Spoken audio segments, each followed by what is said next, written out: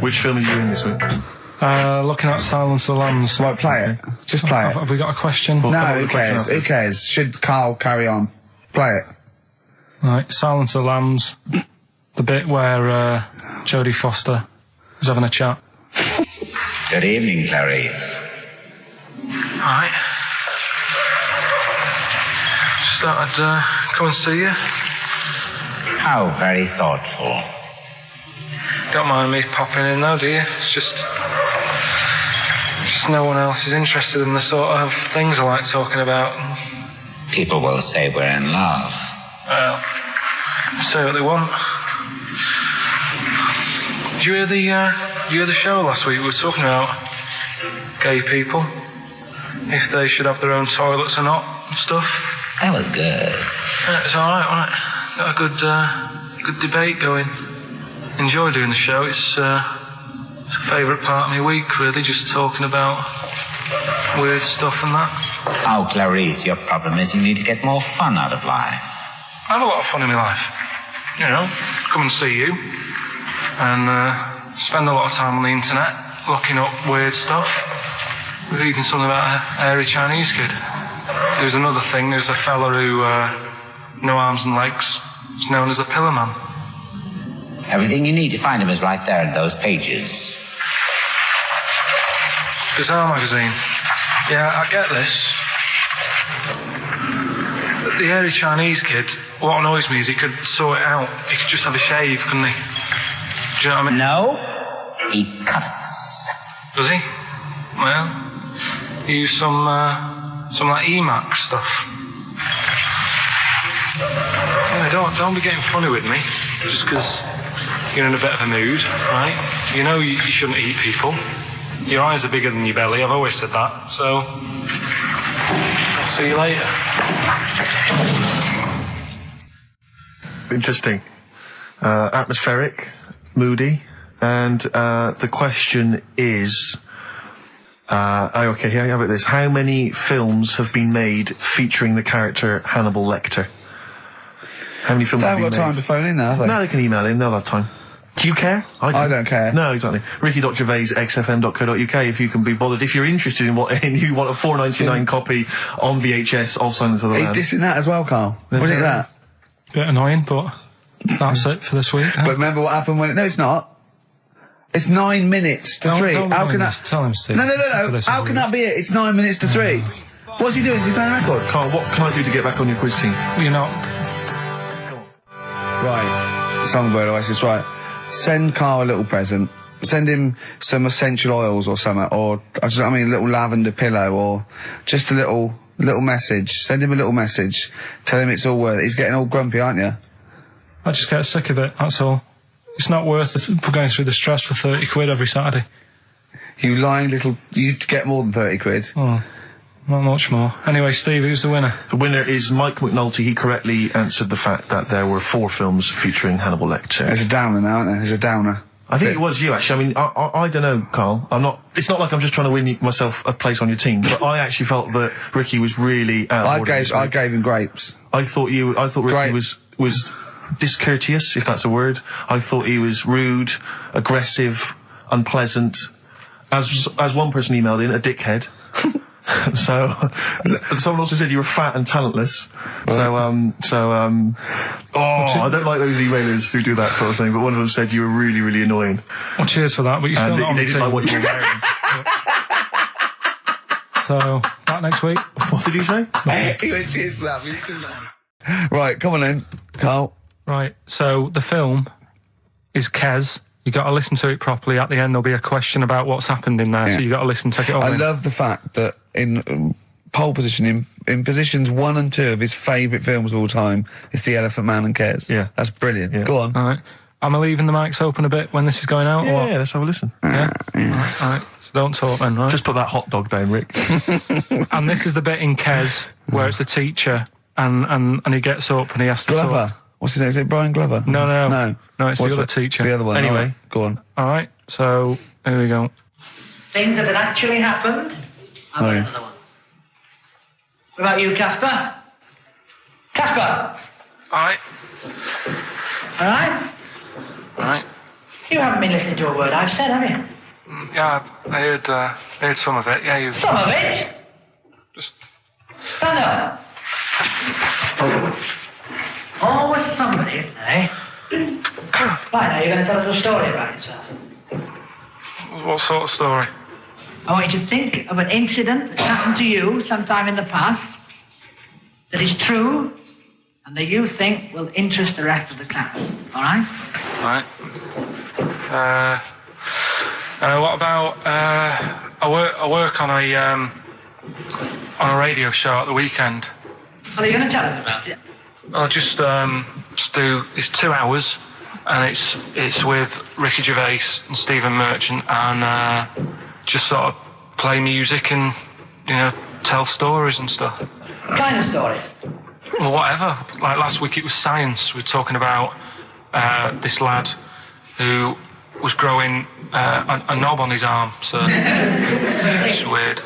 It's tricky, sir, because like with Ricky, he gets bored quick and he won't listen to the stories, and he'll start squeezing my head. All right. I'm not interested in what he does. That isn't normal, is it, sir? That. I mean, it sure is a bit gay. Is he? Just messes about, though. Do you know what I mean? I try and like come up with good stuff, like monkey news and like quizzes and stuff, but then he'll just, Ricky will just mess about. I mean, on Saturday he did it again. He squoze me head. How'd you spell that? Squoze. S-Q... Oh, you're going to show us on the board. This is a new word to me. Squoze is S-Q-U-O-Z-E. Now tell us what it is. It's when he gets me head and he puts one hand on the back of it, right? And he puts the other hand on the front of it and he just sort of swivels it. Swivel, right down the front. Oh, swivel's not. It's spelled S-W-I-D-R. How many times a day? How many times a day does he swells it? It depends what time he gets in. If he gets in about 12:30, he could get a good 3 in. But I think, I don't really want to talk about. You've done enough, don't you? Well done, Billy. Big hand of applause. That is the effort. Yeah. Wow. That's the best thing you've ever done, Carl. So that's Kez, right? Yeah. Got some good prizes there. Not bad, yeah, good stuff. Question is, how many times did I say Ricky can get? How many head squeezes can he get in before the start of the show? Right. So if you were listening properly, the answer's in there, right? And got some good stuff there. Got some DVDs in there, and some CDs, including some Jimi Hendrix stuff and other odds and ends. Good stuff. Brilliant. And just text in 83 XFM. All right. I'm excited, Steve. It's that time. It's that time of the week. Go on. Well, Carl's in a little film. Oh, that's what you're excited about? Yeah. Sorry, I thought you meant the show's almost over. Right? Yeah, no. Come on then, Carl. Right, so, I'm in One Flew Over the Cuckoo's Nest. Yeah. Took a scene from it. Yeah. Got to listen carefully in that. At the end, there'll be a question on, like, the clip that you've just heard. It's sort of like what they do in the Krypton Factor and stuff. So do you want to read out the prizes? Just there's little things. It's a couple of rock and roll albums. We got the... Why is it called One Flew Over the Cuckoo's Nest? I can't remember. I think it's explained in the book, but I don't remember. I haven't read it for many years. If someone knows, just a quick email to do. I'd like to know that. ricky.gervais@xfm.co.uk. You can win yourself, if you get the question right, the League of Gentlemen Series 3. We got that Rock and Roll Legends again, the Best of Blondie, a nature programme, and the Old Grey Whistle Test, Volume 3. So if you're over 50, you'll enjoy that. Yeah. And just if you haven't seen the film, it's just about like a... What would you call it?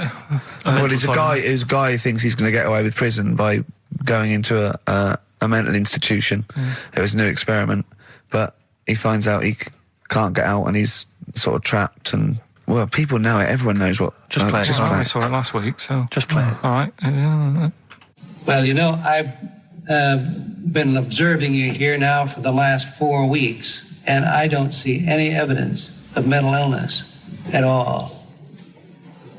Yeah, no, I'm not mental. I never said I was. I mean, all right, I got an E in history, but that isn't why I'm in here. I'm in here because I had to get away from the outside world. It was doing me head in. I've been working too hard. I'm stressed out. I've been working like loads of hours Monday to Friday, I've been working on a Saturday with Ricky and Steve, right? That's been doing me head in. People think that's a laugh when it isn't, right? You're busy right now, are you? You got something to do right now? See, this is why I'm here today, Doctor, because he's doing me head in. What do you mean, sir? Well, he's doing me head in. I came here to get away from Ricky. He is just as bad. I'm smarter than him, ain't I? No, you're an idiot, right? You're just... We're just good friends. No, we're not friends. And if you were a friend, you wouldn't be doing that to me, Ed. How do you mean that? Well, don't ask... Come on, I'll show you. Yes, Look what you've done. Get him out. Get him off me! Get him off! Now, just hold it right there. All right. You get off! Doctor, will you tell him? Commercial. Don't hurt you, does it? Of course it does. That's it. Now hold on to it. Not too hard. You'll crush all the air out of it. You normally do... Get off! You normally does it harder than this, but... No, just warming up. Warm it up. Warm it up. What's going on? All right, baby.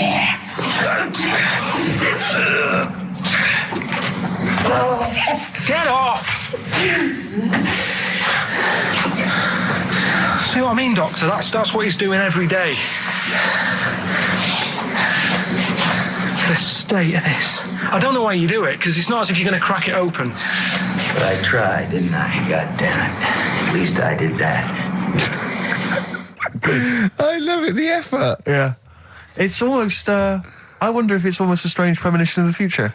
Yeah. You in some kind of home. All right, well... What's the question? Little question, then. What result did I get in history? Good. All right. Yeah, well, tricky one, that. ricky.gervais@xfm.co.uk. I'll text. Will we take text? I can't really bother to check the texts. All right, then. Here you know. Thanks for that, Rick. Sneezy. Yeah. All right, I'll play... Prentice Brothers, yeah, it's a lovely tune from their album, what's it called? Yours, Mine and Ours. Blinded by the Stars. Right, redeem yourself. Have you got the film thing you're in? Right, yeah, I'm in a film. It's Pulp Fiction this week. Right. Right. Changed it a little bit, tweaked the storyline a little bit. Okay. It's just... To make it better, yeah. It's just do you know, I've talked about Suzanne's hair and that? Yeah. About when she got it cut, didn't like it and that. Yeah. So it's sort of about that. Listen to it, there'll be a question at the end. You can win some good stuff. Yeah, well... Right? So, and this is the scene where they're in the restaurant, do you know, when they're about to do the robbery? Yeah, right. So it's not a restaurant, I've changed that, it's a barber's. Right. All right? Okay. All right. God. There you go, then. Is there going to be a question after this? Yeah. Okay. All right. Girlfriend came in here earlier. Had a haircut, I'm not happy with it. Look at the state of that. Well, don't laugh. Yeah? I mean, I don't want to cause any fuss, but just want you to sort it out. Afraid I can't do that. Well, you can do that, because it looks a mess. Look, my friend, this is just where you and I differ. Well, you've got to do something, because look at it. When she came through the front door at home, I thought Dave Hill out of Slade had walked in. Funny, I was thinking the same thing. Look, I don't want to cause any problems or anything. She hasn't even seen it properly yet. She sort of had it cut and came straight home and didn't look at it. Suzanne, just look in that mirror. Look what they've done to your head. God damn it, what is it? Suzanne! We're not gonna do anything stupid, are we? I'm the manager here. There's no problem. What do you mean it's not a problem? Look at the state of her hair. Be calm, cooperate, and this will all be over in a minute. I want to go home. No, we're not going anywhere until they've sorted your hair out. I'm not walking home with you with your hair like that. It's embarrassing. So let's just get it. You die. No, forget having it dyed. Just get it cut. Colour's not a problem. Just sort it out. Just get rid of... Let's see what we can do. Right. Good. Look at it. Look at the state of it. I'm trying real hard.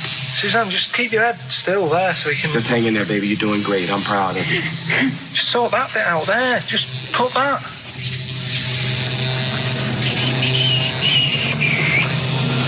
My barber says I've got the hair of a Chinaman. Have you heard that before?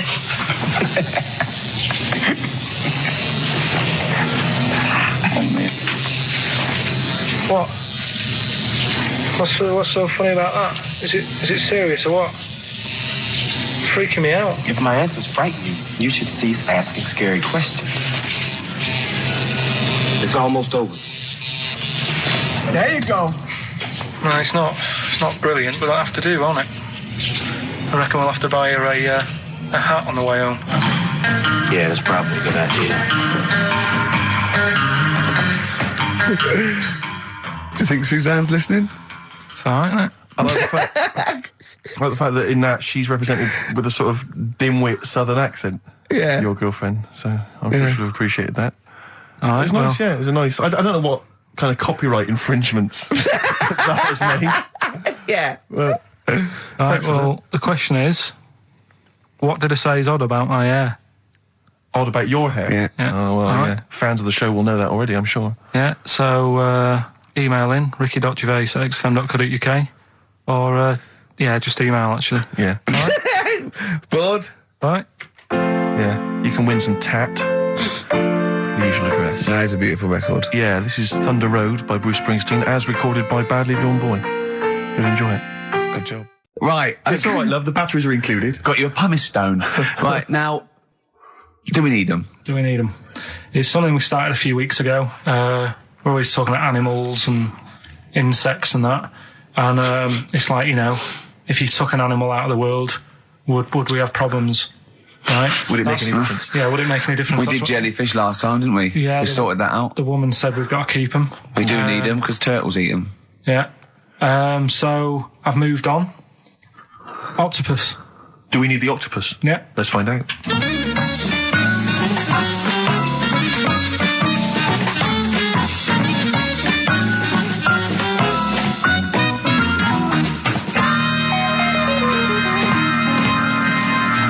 I'm working through a load of animals, right, that I'm finding out whether we need them or not, right? Right. Because, like, jellyfish, to me, I'm a bit puzzled by them. I don't really know why we need jellyfish, and I spoke to some expert. Turtles eat them. What? Turtles eat them. Yeah, I know, but do we need turtles? Do you know what I mean? It goes on and on, doesn't We it? need humans. Well, I might get to that bit, but I need to sort out the animals first. I've got a lot on. So the thing is, I've left the jellyfish. We know we need them, right? So octopus. Yeah. Right, I know they're pretty brainy. Incredibly brainy. A story that I heard, I don't know if it's true, but there was some science lab somewhere, right? Yeah. Where they had some octopus in it, and they had some crabs. Yeah. And at night, the octopus was like getting a bit bored on its own in the dark and that, and they sort of come alive in the dark, don't they? Yeah. They like the dark. Yeah. And the octopus had its eye on the crabs, and at night when it's dark, it was getting out of its little cage, crawling along the floor, getting in the crab's cage, getting them out and eating them. I don't doubt it. We put jam jars with the lids on with crabs in, and they'll open the jam jar and... You're joking? Yeah. Even I sometimes struggle with them. Yeah, you don't do it... you don't do it really, really tight, but... Oh, right, so they're not that clever then? Well, they would, if they were strong enough, they'd open it, but they're just not that strong. Oh, that's mad. Right, I also know that if they get hungry, they eat their own legs. Yeah. Yeah? Yeah. They're deaf. Well, I don't know. I don't really know. Yeah, I know they don't live very long. They can squash themselves into small jugs. Oh, yeah, they can go in a demi-john through the narrow neck and that. Why do they need to do that? Because they're the sort of crevices and holes that they're hunting for crabs and things through. So, would they be better if they were smaller? Do you know what I mean? I don't know. I really don't know. Yeah. But octopus then, if Noah said to you, we're having a clear out. Yeah. We've got too many animals to look after and that in the sea, taking up too much room. Right. Do we need them? I think there's other less useful things in the sea than octopus. Limpets, they could go. Limpets? Yeah, they just sit on a rock and do nothing for 50 years. But they're not getting in the way then. How big are they? Well, not very big. Yeah, you see, I might come round to them, but I never think, I'm sick of seeing these limpets. Whereas octopus, crawling about, opening jam jars and that. You'd never see them, though. They're really rare. Wow. We get 2 or 3 caught a year. It's quite amazing. Do we need them? Yeah. Yeah? Yeah. Well, we'll just have to keep them then.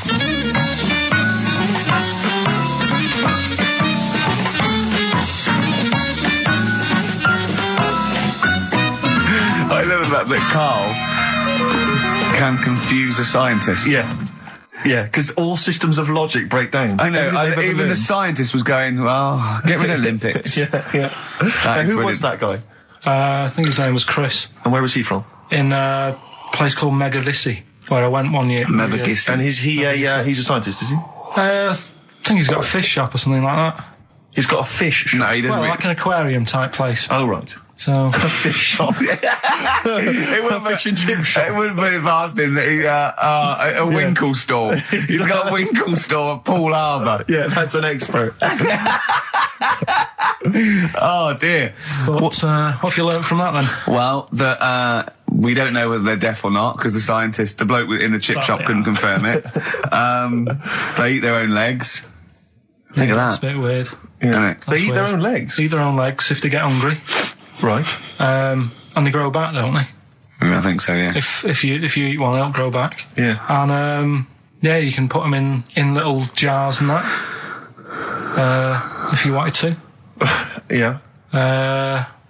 It's just a bit weird, isn't it? It's like no, but do you know, like, you know, people have a go about being cruel to animals and that. But what he was saying there is, right, what they've watched an octopus do. They've got hold of a crab, right?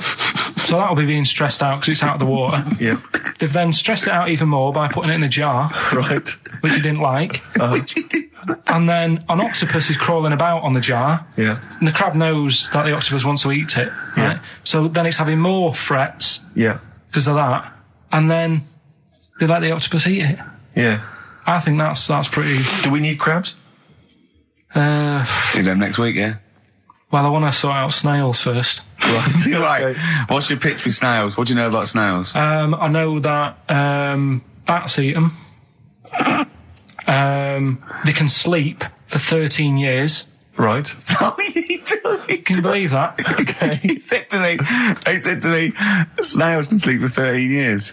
And I went, right. He went, thing is though, if it was a scientist and he was looking at it and he put it in a quiet place, it might well doze off. He said it wouldn't be the same if it lived on the streets. And then we went on to a whole thing about homeless. He wants to do a game show with celebrities being homeless for a week. What do you think? What should we do next? It's too much. Do we need them out of the way? Do we need them out of the way? Yeah, just... let's explain it again. If you're new, I'm sort of on a bit of a mission to find out, we've got a lot of animals and insects in the world and stuff. Yeah. Do we need them all? It still amuses me. So we've found out we've got to keep jellyfish. We've done octopus. She said we've got to keep them. This week, snails. Do we need them?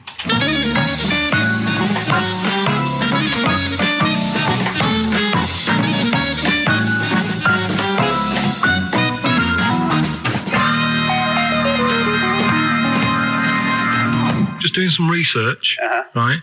I'm sort of working my way through different creatures and insects and stuff that's on the planet. Yeah. Right?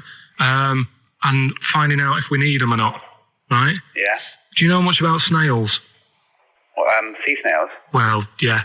Snails in general. I don't know much about snails, land snails. I know a bit about sea snails, like whelks, top shells, that sort of thing. Would you say they're important? What sort of sense do you mean by important? Say if we had to sort of get rid of some animals and insects and that because we're running out of room. Right. Do you know what I mean? Because I'll tell you what I know about some snails. I don't know if this applies to sea snails as well. I mean, I called you today because a lot of other places are shut. Yeah. Right? So I know they like to eat stamps, apparently. The glue on stamps. They love it, right? Right.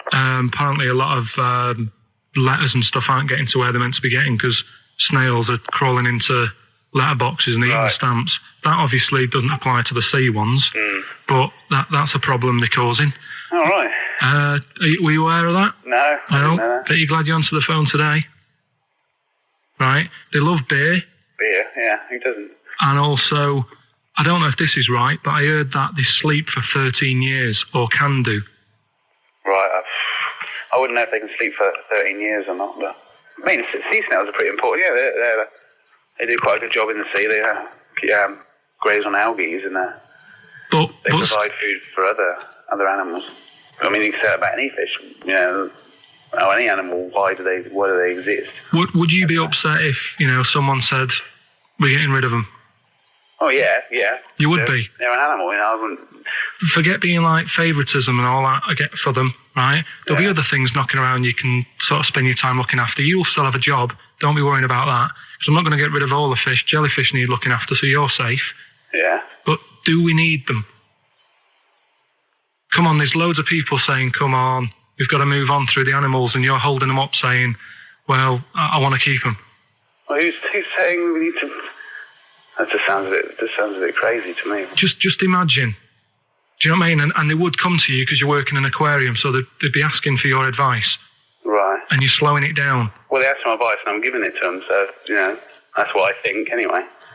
Yeah, but snails, like I say, they drink beer and that, What did they do apart from some food for a whelk? They were around, their descendants around a lot longer than we have been. Yeah, they've been around a long time, but what have they done?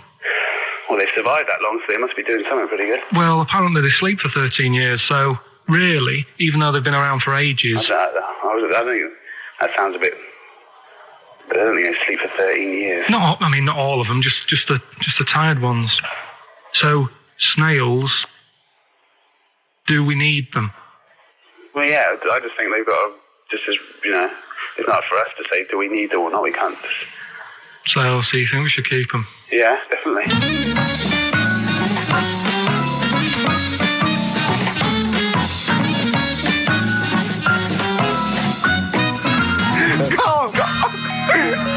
Carl, I'm proud of you. That was getting really quite annoyed. I know. What did he think he was doing? What? I don't know what you tell these people. I mean, you don't get their permission to play this out, do you? You just don't tell them. The thing is, right, I sort of told him what it was about, but we won't say who he is or where he works, because it doesn't matter. I just needed to speak to someone who knows. I know the fact that you were trying to get an answer out of him by suggesting that he would be safe, because he could look after jellyfish if he gave the okay to destroy snails. He was getting livid, you could tell. Oh, God. Brilliant. Carl just remembered, we've got Cheeky Freak of the Week to fit in. I don't know what to do. What's your Cheeky Freak of the Week? Quickly. Just throw that away. Right, well, it's just like, we look at Cheeky Freaks. Is this show offensive in any way to some people, do you think? Ding dong. Got any buns? Oh, it's the Elephant Man. Go on. Right, well, it's a bit of a problem for you, this one, Steve, right? I'm chucking it forward to you. Remember the Cheeky Freak of the Week that we were talking about? That illness where people age quicker? The 5-year-old girl that was older than her mum, and he said to you, what, if you ran off like you wouldn't serve her fags and beer? And you went, no. He went, why not? And you went, because it's a 5-year-old. Yeah. Right? He went, oh, she's got enough problems. Give her some fags. Yes. You remember that, don't you? Sure. Yeah, right. So, another dilemma for you, right? Picture this. You're running a restaurant, right? Door goes, right? Few people. Most of them look normal. You notice the woman at the back, crawling on all fours. Mm-hmm. Top half is woman, right? This is real. Yes. This isn't like a comic or anything. This is on, yeah, on the internet. I've seen it. They're called dog people, and her legs just come straight down. They're like little spin legs at the back, and so they walk on all fours because it's easier.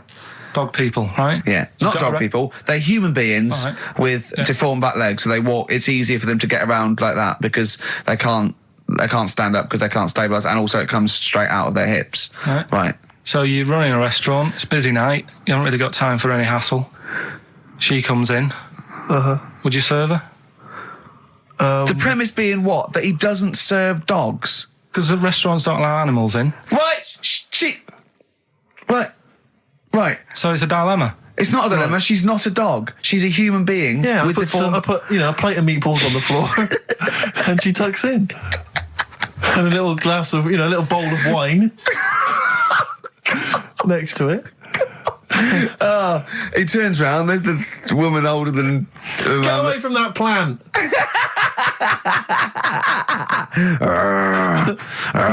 Is service included?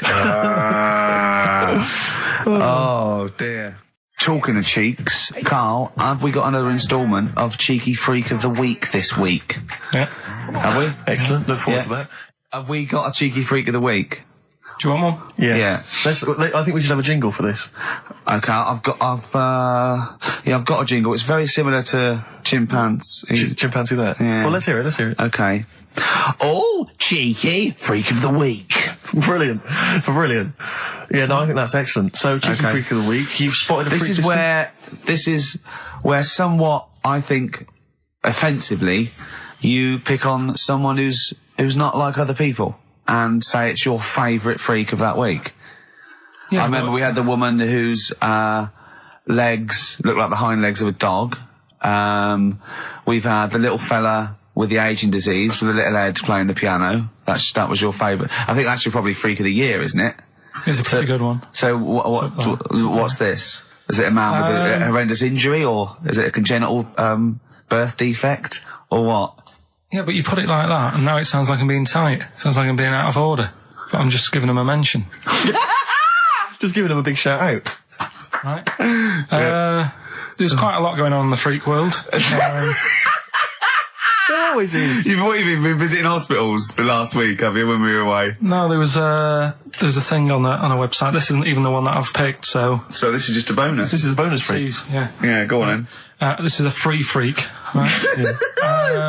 It's a fella called the Lobster Man. The Lobster Man, of course. Again, good name, you know what you're going to get. Yeah.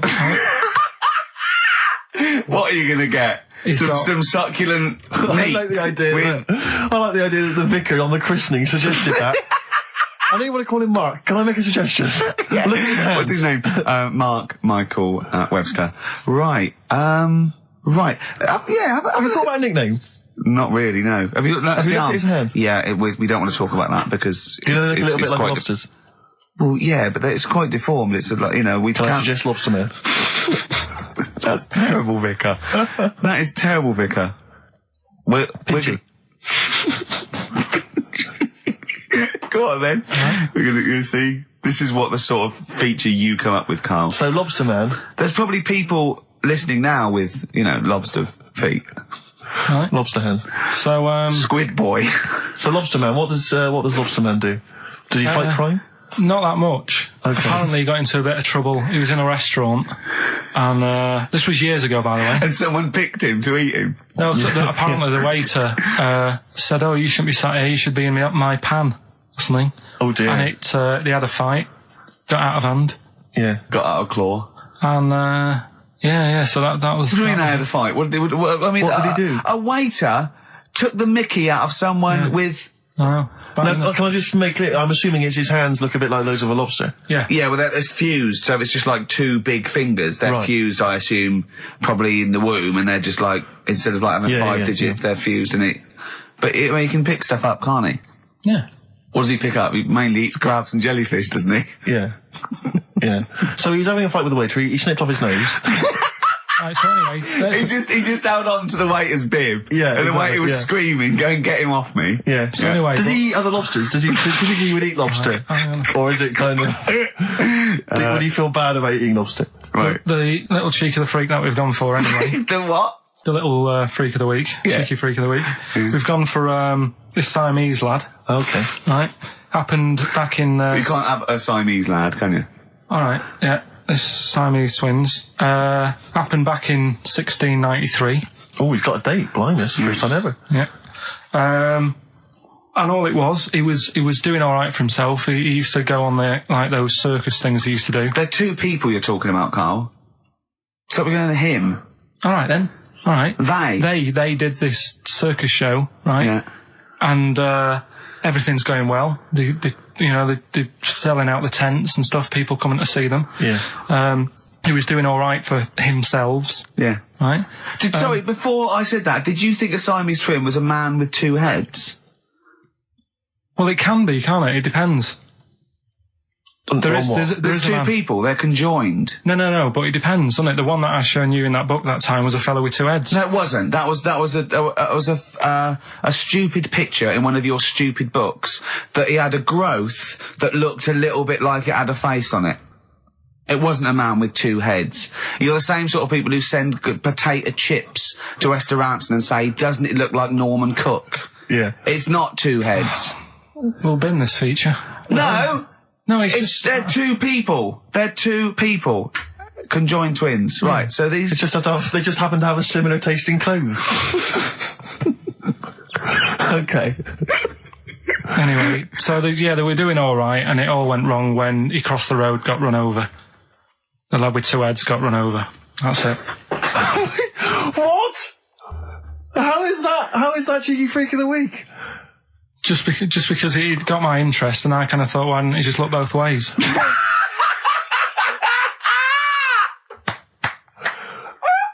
I'm intrigued to know why wasn't he looking both ways? I'm intrigued to know how you get run over. What was it, 1629? Yeah. Well, it's horses and that, wasn't it? Yeah. Oh, why wasn't he looking both ways?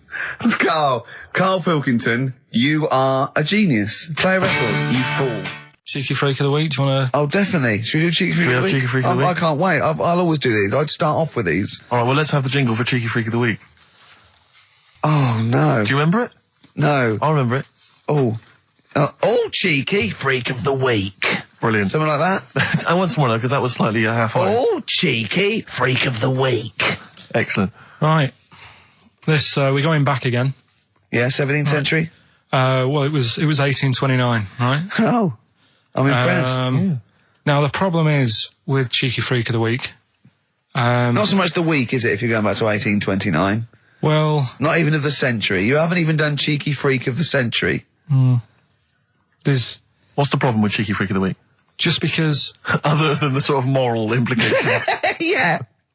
Well, last week, it was a fellow with two heads. Yeah. We've done Siamese twins. It's Siamese twins again. Oh, no, it was Siamese twins. It wasn't a fellow with two heads last week. It was Siamese twins. Conjoined twins, sorry. They're two different people. This is what I'm telling you. But this is the problem. They're going to crop up quite a lot just because they've got double a chance. Alright? Oh, please don't write in and complain. He knows not what he does. You understand, don't you? Karl will actually feature one day in this section. Yeah. So, right, go on, Karl. We're going back to 1829. Yeah. All the way back there to 1829. It's a retro conjoined twin link. A couple of guys set up a business. They were called Chang and Ang. Oh, they're the first. That's why they were called Siamese twins, because they wasn't that what it was based on? Those two, Chang and Ang. Was it the original? Yeah, that's why they're called Siamese twins, because I think they were Siamese. So these are the first ones. Well, not the first ones, but they're the ones that got to fame, I think, and why people started calling them. People started calling conjoined twins Siamese twins. I think I'm right there. Anyway. Good. Well, the sort of set up business, sort of going around the US. Well, both of them. And Europe, yeah. Yeah. And what they used to do, people were amazed by it anyway. But people wanted to know how they get through life doing certain things that you think about. When you think about Siamese twins, you think about, how do you get through a day like that? Yeah. Right? And the thing that cropped up the most with people was how they take a bath.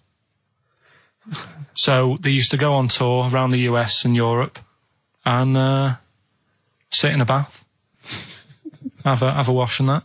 And did they ever wash each other by mistake? They go, oh, that ends there. That ends there. Like those things in supermarkets. They put one of those down. We go, oh. Now, as Chang and Ang, they're in the bath. They're washing their own bits. They've got one of those dividers, right? They go, well, that's definitely yours. I marked mine. That's definitely mine. What? Don't wash that, Chang. I wouldn't, Ang. I wouldn't wash that.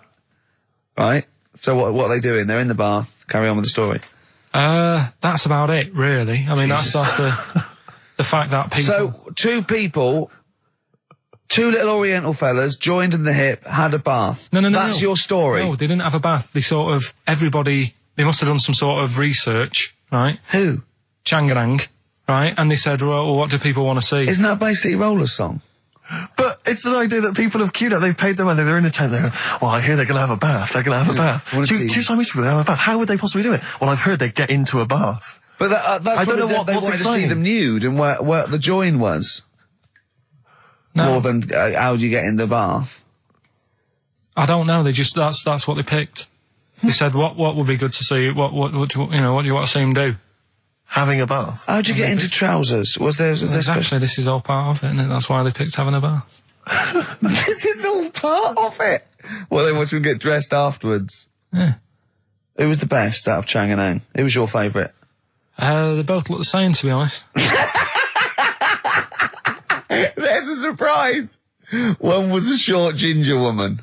Oh dear. Is there anything what would be better than having a bath for you when you'd seen them? What would sort of make you go, I wonder?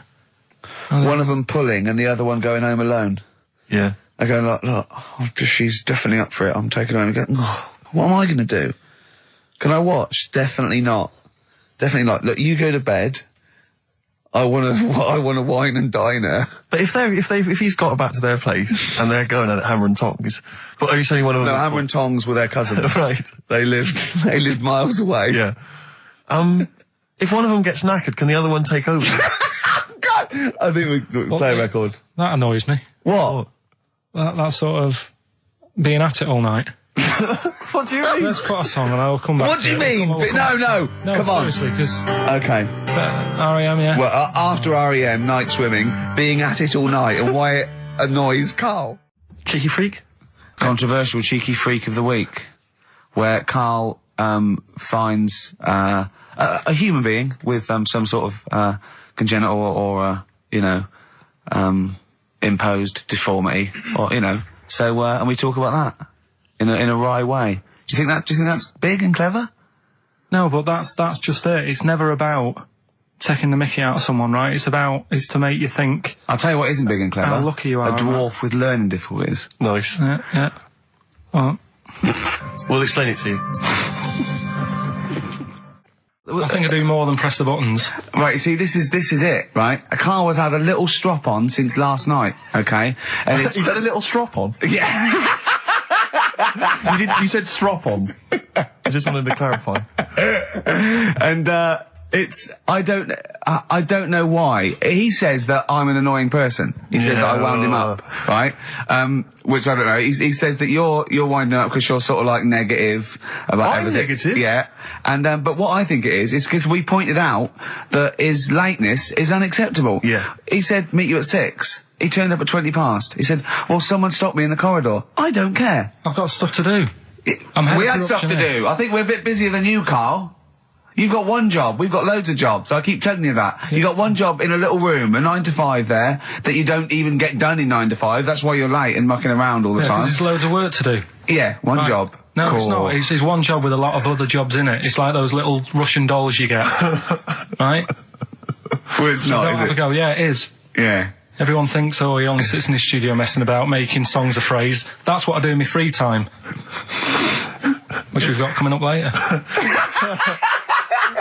Super slick.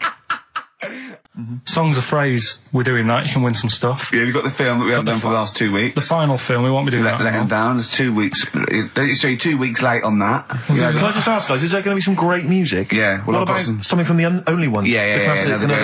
Planet. Brilliant. Right. Songs of phrase coming soon. Is it? Yeah. What is it this week? What's the phrase? We're remember the story I told you ages ago about my neighbour having a horse in their house. Oh yeah, having a horse. What's happened with that? Lenny Henry doing it as a series. So and people nicking your ideas left, right, and centre. Well, that's the phrase we'll be using anyway. What? My neighbour had a horse in her house. How many words is that? 6. My neighbour had. So there's no grammar either. My neighbour had horse in house. My neighbour had horse in house. What is the phrase? My neighbour had a horse in her house. Are there any prepositions? Are there any prepositions in this sentence? Look, don't judge it beforehand. You see, I'm turning over a new leaf. I think this is a great idea. I think Karl's a genius, and I look forward to hearing this enormously. Yeah, okay. And I won't be sick on your leg, or squeeze your head, or make you jump when you're making a cup of tea. Just looking through the Guinness Book. That's still the funniest thing, isn't it? Squeaking at someone when they got a cup of tea. Right. It's a good game. Drink 8 pints. Go on. Songs of phrase. Songs of phrase, nicely done. Right, we'll get this going. How do you feel, Karl? Yeah, Again, disappointment. Right. Disappointment probably to your family and friends. Well, I don't think they'll be that gutted, to be honest. Right, songs of phrase. Well, Carl, why don't we play We'll come back with songs of phrase, because it's a big tease. People love that. Yeah. It's one of the hot new We've got quizzes. one more thing for you to eat. No, I'm not doing any more of that. Seriously. Play a song? Right, songs of phrase next. Right. That was rubbish, that half hour. Rubbish. That's great. Roots. The Seed, XFM 104.9. I bet that is a record. Eating grapes whilst DJing. Possibly. I'm assuming if there's any listeners out there that have a record-breaking attempt they'd like to see Carl undertake in future weeks, they should email in. I think Jono's got that one. Right, what have we got then? That's that. Right. That's the silliness aside now. Let's get on with the proper show. Right, songs of phrase. Yeah, let's do that. On to the classy stuff. Yeah. Do you want to do the prizes first? Right, now then, where are they? Here they are. I haven't seen these, but I'm excited as ever. Alright, we have a t-shirt there, arbitrary t-shirt that you have probably stolen off of someone. What does it say? Is it the Red Hot Chili Peppers? So if you found that, that's not too bad. It's a big t-shirt there. On DVD. Should you be giving this away? This looks like it's the film Don't Say a Word. Yeah. And it's, it doesn't have all the proper packaging. It's literally the disc, the DVD disc, just loose. So enjoy that. The current album from Oasis, Heathen Chemistry, DVD, on DVD, The Life of Mammals, the complete series, the David Attenborough recent DVD, that. Walking with Cavemen, which I think is a DVD, it's currently on TV, isn't it? And, well, there you go. Also the X-List, which is a good new compilation, double CD compilation from XFM with loads of stuff on there, including Nerd, Snoop Doggy Dogg, Athlete, all sorts. Go on then, Carl. So not bad, actually. Nice one. Well done. Right, so, yeah, it's a phrase that's been said at some point, or said a lot on the show. We've had, like, Hairy Chinese Kid. We went back to, my mum had wind for 5 minutes and that. Today we're looking at, my neighbour had a horse in a house, right? Yep. If you remember, we were talking about that probably about a year and a half ago now. Yeah. Yeah, of course, right. Of course we remember. They've been talking about it ever since, Carl, I imagine. Yeah. Well, it's famous. It's a world famous phrase, my neighbour had a horse in her house. Right, so this is, this week's Songs of Phrase, and what I've done is I've got songs with those words in that make up that sentence. Yeah. You get to email in ricky.gervais@xfm.co.uk. There's 6 different songs, right? You email in with what? I don't know, there is 6. Me neighbour had horse in house. Is it really that sentence? My neighbour had a horse in her house. It does work, honestly, it works. Okay. Yeah, okay, don't bother explaining it, just play it. Right, yeah. So here's the, here it is. We're just gonna do it. Head horse in a house. Right? What in God's name was that? Yeah, name the 6 songs. Head horse in a house. Huh? Are we naming the artists or the songs? Either. Artists. Anyone who gets anything can get a prize. What's more, Carl? Artists, here we go. Head horse in a house. That's tricky, Carl. That's very hard. Once more. Head horse in a house.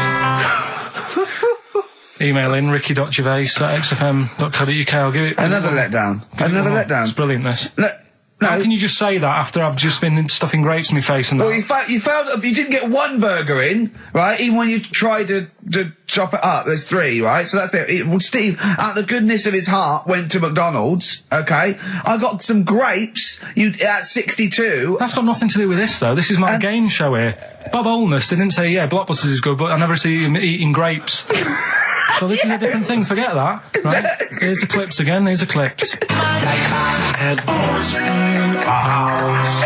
Oh, you know I said I was going to turn over a new leaf and not criticise your ideas? I think it's the end of this one, mate. Oh, he's done it again. It's atrocious. ricky.gervais@xfm.co.uk if you've got any idea. Whatever. So ungrateful. Right, songs of phrase. Just give it a couple more plays. Just email in. We'll pick a winner soon. ricky.gervais@xfm.co.uk. Well, this is rubbish this week. No one knows it because it's rubbish. Steve was right.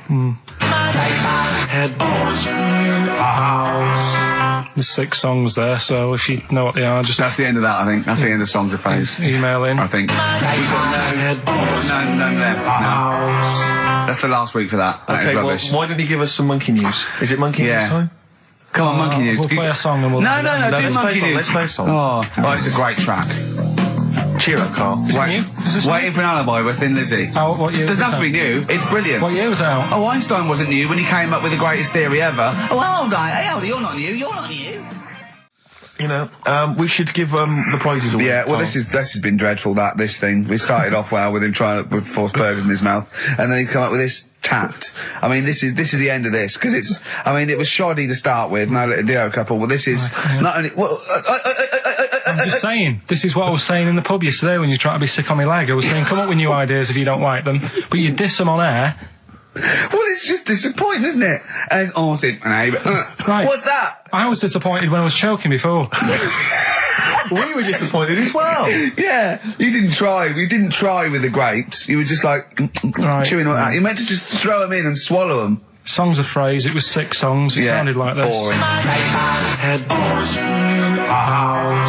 what are they? Just give the answers. 6 songs there. We had Lionel Richie, My Destiny, for my. Tricky. Neighbour. Oh, that's XFM. Ooh. My Neighbour was Space. Neighbourhood. Had Harry Connick Jr. Had to be you. Yeah. Right. Had a Neighbour had a horse. Horse America. Yeah. We had a horse. In was Lisa Stansfield with pathetic. In All the Right Places. Oh, pathetic. Did anyone get that? No one got that. Animals. So that was pointless. All right. Well, the most anyone got was 3, and so we're going to give it to Deborah, and that's possibly Deborah and Kate. They got at least 3 of those. So well done. Well done. Yeah, there's prizes on the way. That's the end of that. What have we got? What are you providing then today? Have you got a quiz for us? Yeah, we've got what's her name if you want. We've got We've got what? What's her name? What's her name? No, Is that a new one? Don't know. Yeah, what's her name? Yeah. What girl am I thinking of? Songs of phrase. Songs of phrase. We've got that coming up. All right. Okay, so quiz time. I know everyone's been looking forward to this. Which quiz is it this week? We're going to play along because he's done Songs of Phrase where he cuts up bits and pieces from records. You have to guess the title or the artist, and makes a well-known phrase, i.e. a phrase that we've said a lot. And the challenge is that me and Steve have got to try and work out what it is as well before we will tell you the phrase, but let me just see if I can guess. Play it. Tell me why, tell me why, tell me why. Play the game or swing.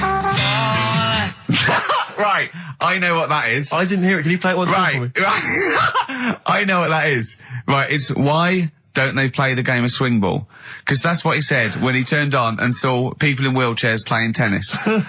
And his point was... Tell me why, tell me why, tell me why. Play the game or swing. Oh dear. That is so naughty. This show's been a bit naughty, I think. I don't know what's happened to us. I think it's like sort of end of term sort of madness, but I think we've got to calm down here. We've been a bit naughty there. We said, bloke with 2 dicks. We said Chinese people don't talk properly, which is a little bit... offensive. Yeah. Know what I mean, Carl? Well, they don't know. Right, okay, let's leave it now. Okay, stop there, Carl. Carl does not necessarily reflect the opinions of XFM or any other human being. If you think that me and Steve have been being offensive, we are strongly behind the guise of irony, satire, and ignorance. Carl only has ignorance and hate. Yes. No, but as long as you say something good about someone, you can also say something bad about them. How does that work? Go on, give us an example. Well, Chinese. Yeah. Great people. Right? Good. The women really good looking as younger people. No! What are you doing? I'm just saying, as long as you know what I mean, there's good and bad and everything. For every what are the old ones like? Yeah, they don't age well. What do you mean? The fella in Karate Kid, the teacher, was only about 36. We started this. Oh. Fact. So, songs of phrase, email in, ricky.gervais@xfm.co.uk, right? I mean, I have to say, Carl, this is very tricky this week. You've got some very obscure sounding songs there. Yeah, just all we want is the artists. I think just the song, Carl, mate. I think that's hard. That's hard. Yeah, the artist. Just the artist. Okay, so these are the prizes this week. Well, let's play it again so they can hear it. Try and work out all the different artists. Yeah. Why don't they play the game of swing ball? Right. Tell me why, tell me why, tell me why. Play the game or swing. Right. That's tricky. It is tricky. That is tricky. That is good. But there's some great prizes, including, Carl, I can't help but notice, torn from the current, well, I think today's issue of the Daily Mirror. What, he's giving away a giveaway? It's a free CD from the Daily Mirror, which you can buy it and spend 30p on the Mirror. You can get this anyway. But it's still in the piece of plastic that it came in. I love just that. Ripped. Anyway, there are some other treats. Oh, you'll be loving getting that through the door. So there's the Jingly Jangly Sound of Summer, Good Vibes, a 2 CD set featuring music from Crowded House, R.E.M., Simon and Garfunkel and the Beach Boys. I'll tell you what, I've thought of another game. We can put Carl's into theory, right? I can tell him a sort of like a person or, a people or a place, right?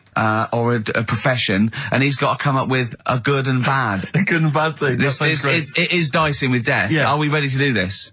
Well, listen, if we're quitting in the next couple of weeks, then who cares? Okay. Good and bad, right? Well, hang on, let me just tell them, we're on the prizes here. Alright, okay. So now 55. I know there's a lot of XFM listeners who are going to be looking forward to the likes of S Club 8 and the Fast Food Rockers. They're all on there. I can't wait. What is their second single going to be about? The Smashing Pumpkins. This is quite a good little compilation of sort of B-sides and live performances and stuff like that, which is not bad. The best summer holiday album in the world ever. I think we've given that away in the past. All sorts of stuff on there. Plus the director's cut of True Romance on DVD, the Tarantino scripted. Oh, it's a great film. Tony Scott directed movie. Oh. So there's some quite good prizes. Just play it once more. So email in ricky.gervais. Why don't they play the game of swing ball? Just the artist, yeah? That's all we're after. Yeah. Right, Tell me why, tell me why, tell me why. Play the game of swing. Very tricky. Brilliant. Very that is tricky. brilliant. Alright, bung the song on now. What? Let's put a song on. Bit of Pharrell Williams. Yes. Good and bad. Old people. Pharrell Williams featuring Jay-Z, that's a new single, and then Frontin', that's released on the 4th of August. It's made me sort of feel funky, but in a chilled out way. Yeah, that's perfect. Do some adverts though, that would really help you. Yeah. XFM. Darkness. I believe in a thing called love on XFM 104.9. Ricky Gervais, Steve Merchant, Karl Pilkington. Karl set the ball rolling with songs of phrase. Why don't they play swing ball? Referring, of course, to people in wheelchairs who play tennis, because he was disappointed they weren't getting around the court quickly enough. So why didn't they play swing ball? Yeah. Brilliant. Someone just emailed in saying because if they hit it to the top, they wouldn't be able to reach it to unravel it. Exactly. Which is a good point. Yeah. But I mean, nonetheless, good and bad in people in wheelchairs? Do you want to do that? Good and bad. Good and bad things about people in wheelchairs. Good and bad. Yeah. Suppose. Don't know really. They take up less room in cinemas. They've got their own seat. Good. That's good, is it? That's a good thing. Yeah, good. Yeah, well done. Well done. And what's bad? Don't know. I'll have to think about it. Okay. But well, let's leave that, eh? You started it. Let me just give the email address. Let me just give the email address. I just said it, so don't talk over it. Okay, I'm going to do Carl's top thing. Ricky.gervais@xfm.co.uk. That's also the email address for your answers to this week's Songs of Phrase. Play it again, Carl, if you would. Go on. Tell me why, tell me why, tell me why. Play the game of swing. We just want the artists, is that right? Yeah, that'll do. I've got two that you don't like. Not that you hate them, but that you sort of like don't agree with them. Would Liverpudlians be in your list? Probably.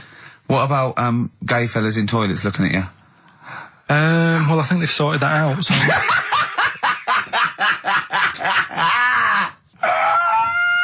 One of the prizes this week in Carl's goodie bag features this song. Play it, Carl. It's the Monkees, Pleasant Valley Sunday. God. So we giving the answers out for what's the name? Oh, later. Play a tune. I'm bored. Bit of Snoop Dogg. Oh, play Snoop Doggy Dogg from 1993. And What's My Name? Long time ago. It was indeed. 10 years ago. XFM 104.9, Ricky Gervais, Steve Merchant, Karl Pilkington. Songs of Phrase. We've had very, very few entries. I really think people aren't interested. They really have just given up. I mean, seriously, Carl, that's the one thing you contributed to this show, Carl. And it's the weak link, I think, missing link. in the chain. The missing link. Oh, do you reckon there is one, Carl? Do you reckon they'll ever find the missing link? Wandering around Manchester. Wait a minute, Carl. the stats then. Let's have the answers if we can. Right, there was Well, specials. play it once more. All right. Tell me why, tell me why, tell me why. Specials. Yep. Jermaine Jackson. Play the game of swing. Right, there was Play the Game of Love. I think that was Wayne Fontana and the Mindbenders. Right, you think, but you're not sure. Louis Armstrong was the Don't Mean a Thing If It Ain't Got That Swing. Mm-hmm. Yeah. And Queen, Don't Stop Me Now, We're Having a Good Time, and that. We're having a ball. We're having a ball. Yeah. Well, I mean, considering you yourself weren't entirely clear, I think it's only fair to give it to Paul Brown, who got some of the answers right. PB, you are getting those prizes. Well, they are on their way They're to you winging their now. way to you. 104.9 XFM, Ricky Gervais, Steve Merchant, Karl Pilkington's pressing the buttons. Yeah. We're playing some great moments from the last 3 weeks. And some great records, Steve, from the last 2 weeks. That's true enough. Yeah. We're not actually here today. What are you up to today, Rick? It's 8 hours earlier, so this is about 2 o'clock probably. Mm-hmm. So it's about 6 o'clock in the morning. I'm still in bed, mate. I'm asleep in my hotel room. Now, where are you? We're in LA. Los Angeles. Yeah. City of Angels. Rick. Yeah.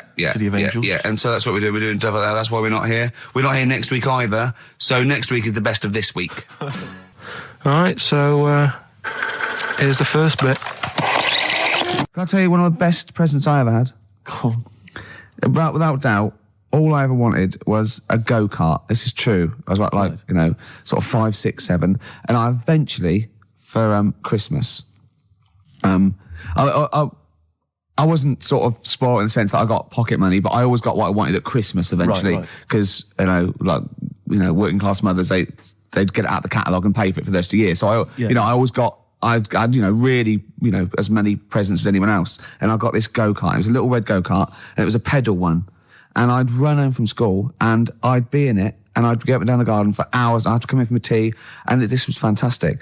And this went on for like weeks and weeks and went through the summer. The next start, it was just it was fantastic go-kart. I'd show off, and then one day I came home and I went. It was always at the back of the shed, sort of up against the shed, and I went in. I couldn't see it, and so I went to the back door. My mum was sort of like washing up with that, and I went, "Where's my go-kart?" I thought it hasn't been nicked. She went, "Your dad swapped it." Your dad swapped it? Yeah. I went, he what? And I was going to be brave. And I went, he what? She went, he swapped it for a wheelbarrow. And I could see she didn't approve of this. And she was thinking, I'm going to tell him and then I'm going to, have this out. And I went, right. She went, it's your wheelbarrow. And I went to the back of the shed and there was this wheelbarrow. He swapped it with a bloke called Jimmy Dublin, who he worked with. Jimmy Dublin? Yeah, I don't know. I think he was a respectable member of the community. He was fine. It was his life. No, I think he was an Irish gentleman. And that's why surprised me. That's why I don't know what his real name was. And I think my dad must have been drunk and he went, I want to get my son a go-kart. And my dad went, my kid's got one. He's probably had it for a year. He's probably bored with it. Yeah. And he said, I'll give you this wheelbarrow. And I went to this wheelbarrow and it was caked in concrete. I could hardly lift it. I just nicked off a building site, obviously. And I'd be there for hours trying to push this wheelbarrow up and down the garden, right? And it was okay, though, because I was going on holiday soon. And I 7 years running, went to Bognor Regis, a place called Riverside, because some woman around the way had a caravan that we got free for a week. And it was great. Just wonderful. And I used to go there with my mum and my nan. Oh, party time.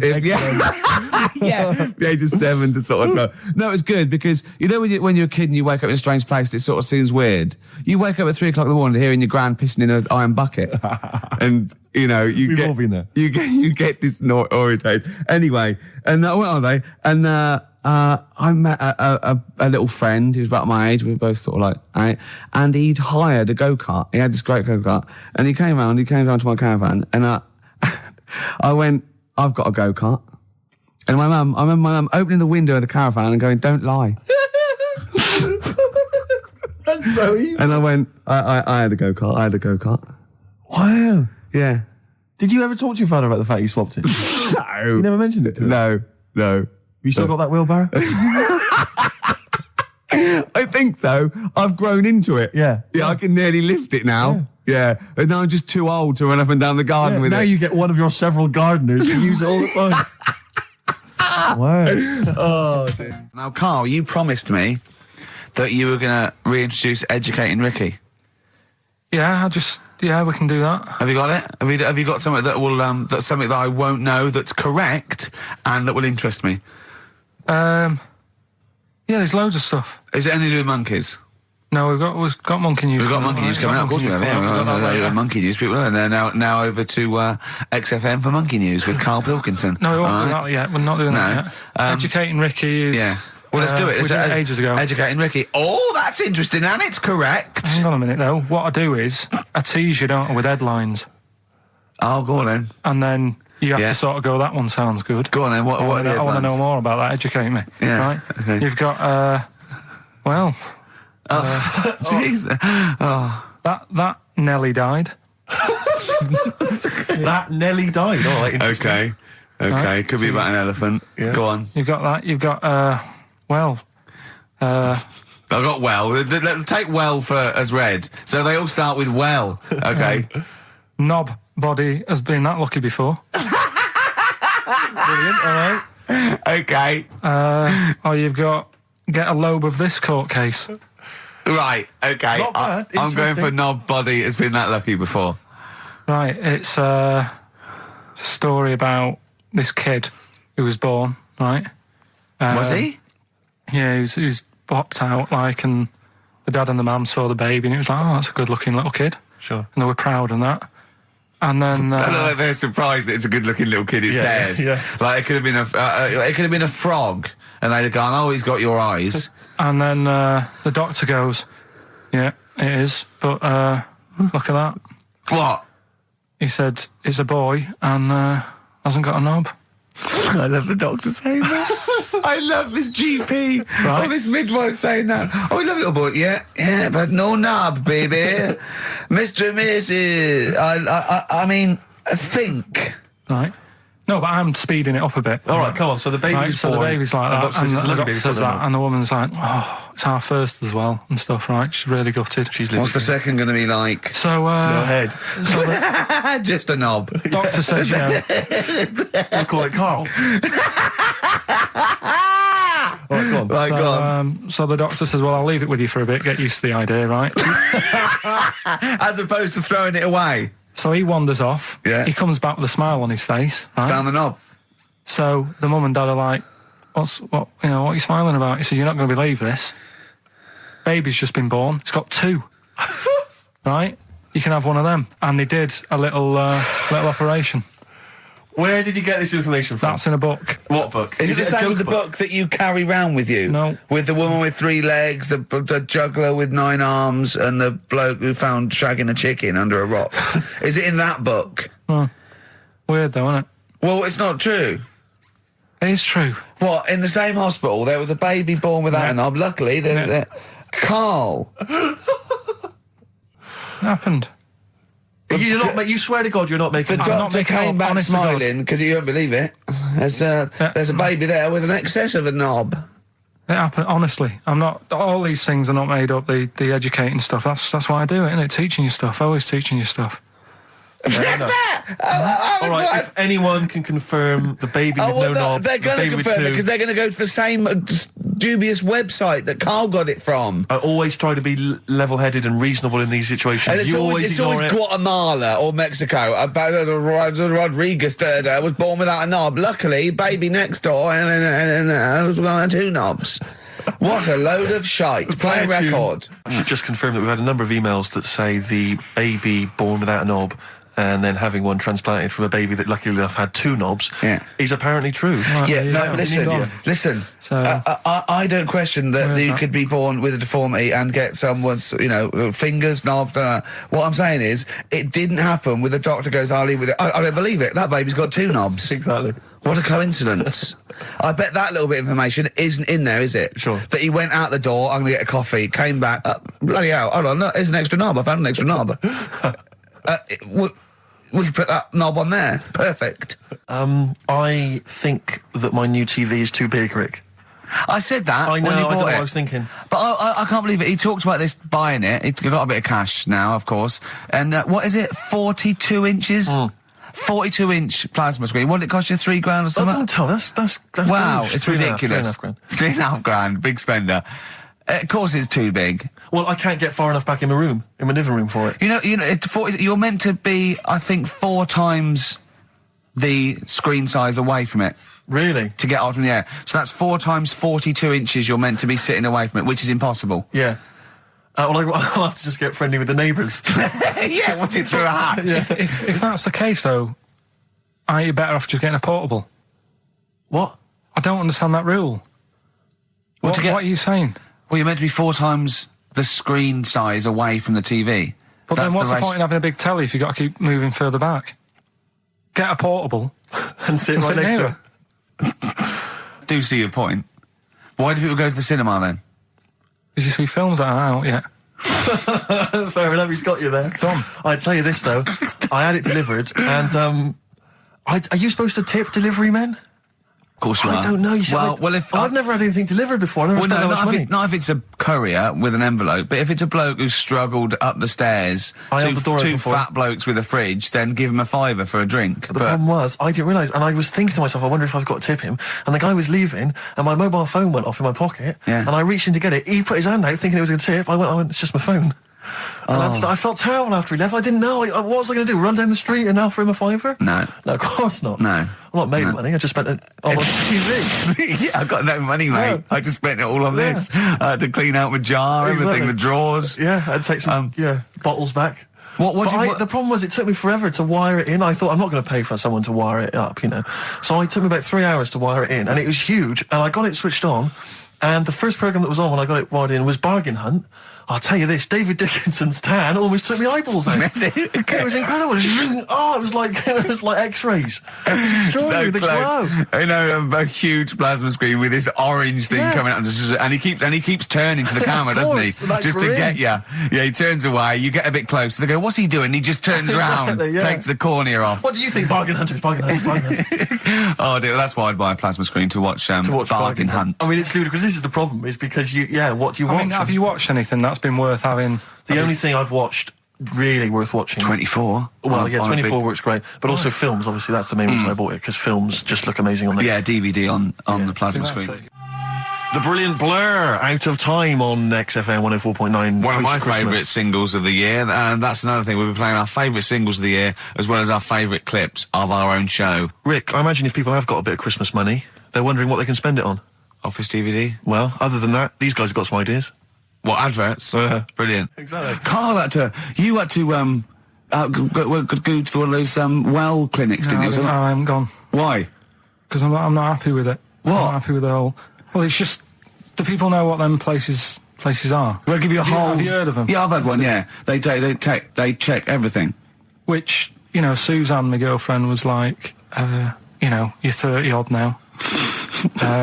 When was the last time you went to the doctors? And I haven't been for ages because I don't. No, I never go. I never go. Unless I think I'm honestly going to die there in agony. Think they can always find something. Jane made me go to one of those things, those boot things where they do that. It's, couple £100 and they give you a complete head to toe, don't they? But head to bottom is what it is. They do the old finger up the arse thing. Now, what is that testing for? Well, I like that he said it quietly, because he's on the radio. You can't say arse. Yeah. I say it quietly. Say it quietly. Yeah. Arse. Yeah, arse. That's what our mistake was, because we got a complaint upheld, didn't we, for saying... And I'm talking about a male chicken here, which is a cock, as you know. Yeah, okay. And we said that word, right? So if we'd have gone, cock, we'd have probably gotten away with it. You can get away with murder. If you just, If you just whisper it very So go on then, I'm not going because I'm not having that done. I don't understand what you're going to find up there. That's your head. No, but why can't we just? I mean, it's the heart that I worry about the most. Do you mean that in a kind of romantic sense? No, I mean if they'd have to have a long finger, wouldn't they, to check that out? They go, "Is something wrong with your left ventricle?" Yeah. Now, this thing about the doctors, they hold your testicles and they make you cough. Yeah, they don't hold the testicles anymore. They just put it sort of like by the side of them. And what's that testing for? I don't know. I think it's something to do with if you got something wrong with your diaphragm or something like that. You you can't do it when they press there. I don't know. It shows them something. So it's not doctors having a quick feel. Right, so you can't. well, that's good because do you remember when Carl said he's going to die of cancer, and I said why? He said I don't check my balls. I said why? He said I don't like the feel. So they feel it for you. They feel them for you, and you can just relax, shut your eyes, and think of England. But don't mess with them. What do you mean? You can do more damage messing about with them. Just leave them. And it's 2 anyway. You can afford to lose 1. Yeah, I don't think that's the point. I think the point is it sort of spreads, doesn't it? You know, you've got to check the. I mean, I'm not saying if don't do it because they spend a lot of money saying to people, have a quick feel if you've got the time, what have you. But I don't worry about it. Leave it alone. Why, out of interest, why do doctors stick fingers up your arse? Check the prostate. Check the prostate. Yeah, because if it's swollen, it could lead to all sorts of problems. Again, they're not having a laugh, Carl. They're not going, hang on, look at this bald little mank fella. But there's no nice way. I'll feel his balls, stick a finger up his arse and send him home. 300 quid, please, on you go. What about me art? It's fine. And they're all laughing. Roger, Jeff, stand behind that two-way mirror. yeah. What's this? I'm not going anyway. So. Really, you're not going because you don't want... No, I'm not happy with that. It doesn't even matter. It's not the fact he's a stranger. If it was someone who I knew, it'd be just as bad. That'd be worse! Imagine that! At a dinner party. Oh, God. Oh, hello, Roger and Selena. Do you mind, Roger, Would you allow any of the celebrity doctors to do it, though? Dr. Dre? Any of those? Doctor Who? I just don't understand in this day and age. Would you allow Christopher Eccleston to stick his big northern finger up your... Do you want a song on anyway? But I still call Carl every day anyway. Oh, sure. I called him a couple of days ago. Of course you did. And I went, it was the weekend, I went, what are you doing? He went, just in Regent's Park and that. I went, what are you doing? I said, just going for... He went, oh, Jesus. I went, what? He went, a caterpillar just fell out of the sky. I went, what? He went, a caterpillar just fell out of the sky. God, it's there, it's wriggling around. I went, sure a bird didn't just drop it? He looked up and went, oh yeah. Of course he did. Yeah. For a moment he thought caterpillars were raining from the sky. I thought I was in Chicken Licking. Yeah. Unbelievable. Why did you think a caterpillar had fallen out of the sky? I don't know, it just startled me a bit. I love Carl being startled. I like the idea of him straight on the phone to Trevor McDonald. Look, Trevor, there's caterpillars, insects falling out of the sky. They're falling out of the sky now. Put it on the news, quick. Are you sure there wasn't a bird? Oh, there was a bird. Yeah, sorry, Trev. Bye. But it was after, I hung up the phone and that from you. I sort of sat there for a bit watching it. I imagine him cross-legged, just in front of it. But do you know what? Because of his shape, the shape of his head, and his sort of IQ, I bet the caterpillar was thinking, Mama. Yeah. Do you know what I mean? Yeah. It's unbelievable. Go on. It was sort of running about all over the place, right, Steve? So the caterpillars have loads of feet and that, don't they? Wow! Well, they have 6 legs. They're actually larvae of insects. They have 6 legs. But they have little sucker things to hold on to the back of cabbages and that. No, they've got more than that. I'll tell you, they've got 6 true legs. Trust me. Trust me, I'm a scientist. And you were thinking what, Carl? Well, but they've got little pods. They've got little pseudo pod legs and little suckers. Yeah. But it was running about everywhere, right, mental, but sort of running off to the left, and then it sort of went back to where it was, then back, went right and what have you. I'm just thinking, whoever gave him the legs, right?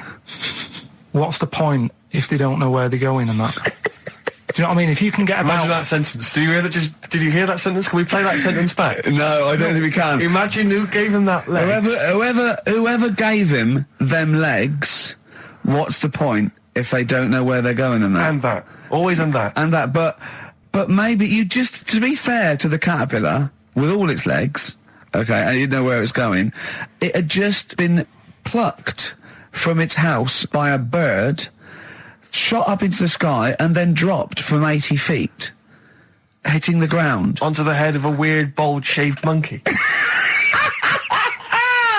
It was probably concussed. Yeah, it's one of them things again, though. But it still knew more about the world than you. How does that make you feel? I just think it's a waste of time having all them feet. It's the same thing as the... now it's got feet now! It has a nightmare buying shoes, doesn't it? Yeah. You just mentioned there about sort of no knickers and that. Is this going to be your Auntie Nora? No. Right. It's just, the last flat that I lived in, I always had a good view across the road and I could see He was the hairy. There was the hairy Chinese not kid. hairy Chinese kid. He was just a Chinese kid, actually. Yeah. Yeah. Running Because about. that's rare, isn't it? Hairy Chinese kids are very rare, isn't it? Yeah. There's only one official sighting, isn't there? In one of those shit little magazines that you buy. And there was the old woman who didn't move. She was just sat there reading a book all the who time. we think possibly died and no one came round for weeks, yeah. I mean. But, and now I've moved, right? And it was quiet for a bit. I always look at what view I'm getting, right? Looks across and it was just sort of empty, sort of flats ready for people to move in and that, right? Anyway, people are in there now, right? And they've put all the furniture in, but I haven't put any curtains up. Oh. Right. So anyway, I'm sort of washing up, just having a look out the window. Yeah. Right. Girl sort of wandering about, knickers on, right? With no knickers on? You mean naked? No knickers. Well, she had a bra on. Right, okay. But, She was probably looking for a knickers. So I thought, and I don't know how long I was looking. No. Right. But anyway, she looks across. Oh, God. I think she spotted me. Yeah. I think, oh, God. I felt really bad. Yeah. I said to Suzanne... Sorry, is this some sort of Peeping Tom confession? No idea. Well, it's not... That's the thing, though. Peepington. If I was peeping, she was peeping as well, because she was looking over. Works both ways, doesn't it? Yeah, but yeah, all she could see of you was your bald head. Yeah. No, but and your hands moving as you were washing up.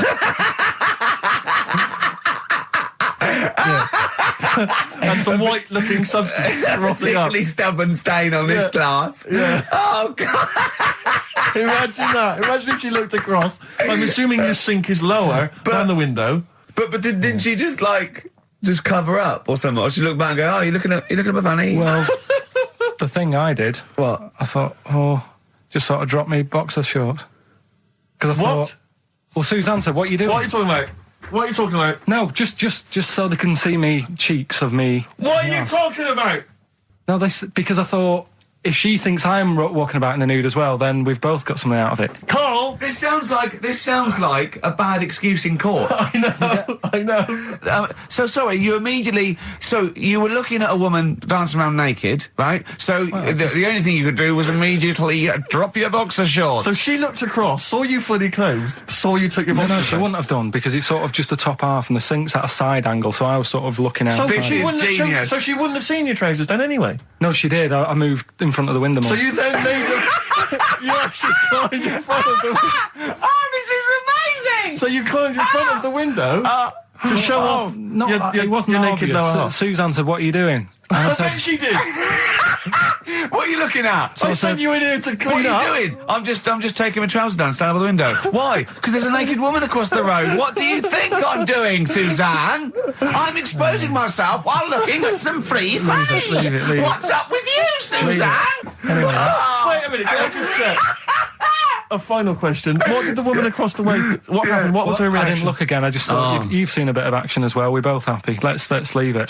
So were you waddling around like a penguin with your trousers around your ankles? I just was walking about and Suzanne said, what are you doing? I said, I'll explain to you in a bit, but don't look out the window because then it's obvious. Then he sees that she calls her husband to look at Carl going naked. He goes, oh, she's got a... Quick, Suzanne, get him out. There's only one with him to get some more friends. They've got one more. Oh, that's a wonderful, wonderful clip, and a great record that preceded or followed it, I'm not sure.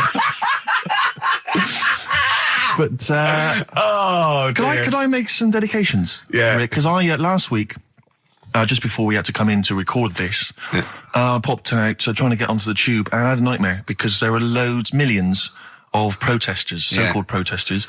Now, a lot of them obviously doing good work. There was one fella, I think you'd have appreciated it, because I know you are very politically active, and I think this guy has really studied hard, and he's realised the best way to make his voice heard on the international political stage is to ride around on a tricycle wearing a jester's hat. He was really shaking up the bloody government. I wouldn't want to be George W. Bush about now. Not indeed. Once he sees that. Imagine his aides rushing in and going, George W., look at this guy.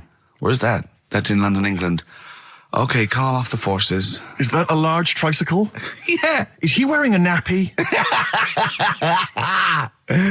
Get me Colin Powell. Why'd you call him Colin, not Colin? It's the way he likes it. Don't about. Just call off the troops. There's a in a jester's hat.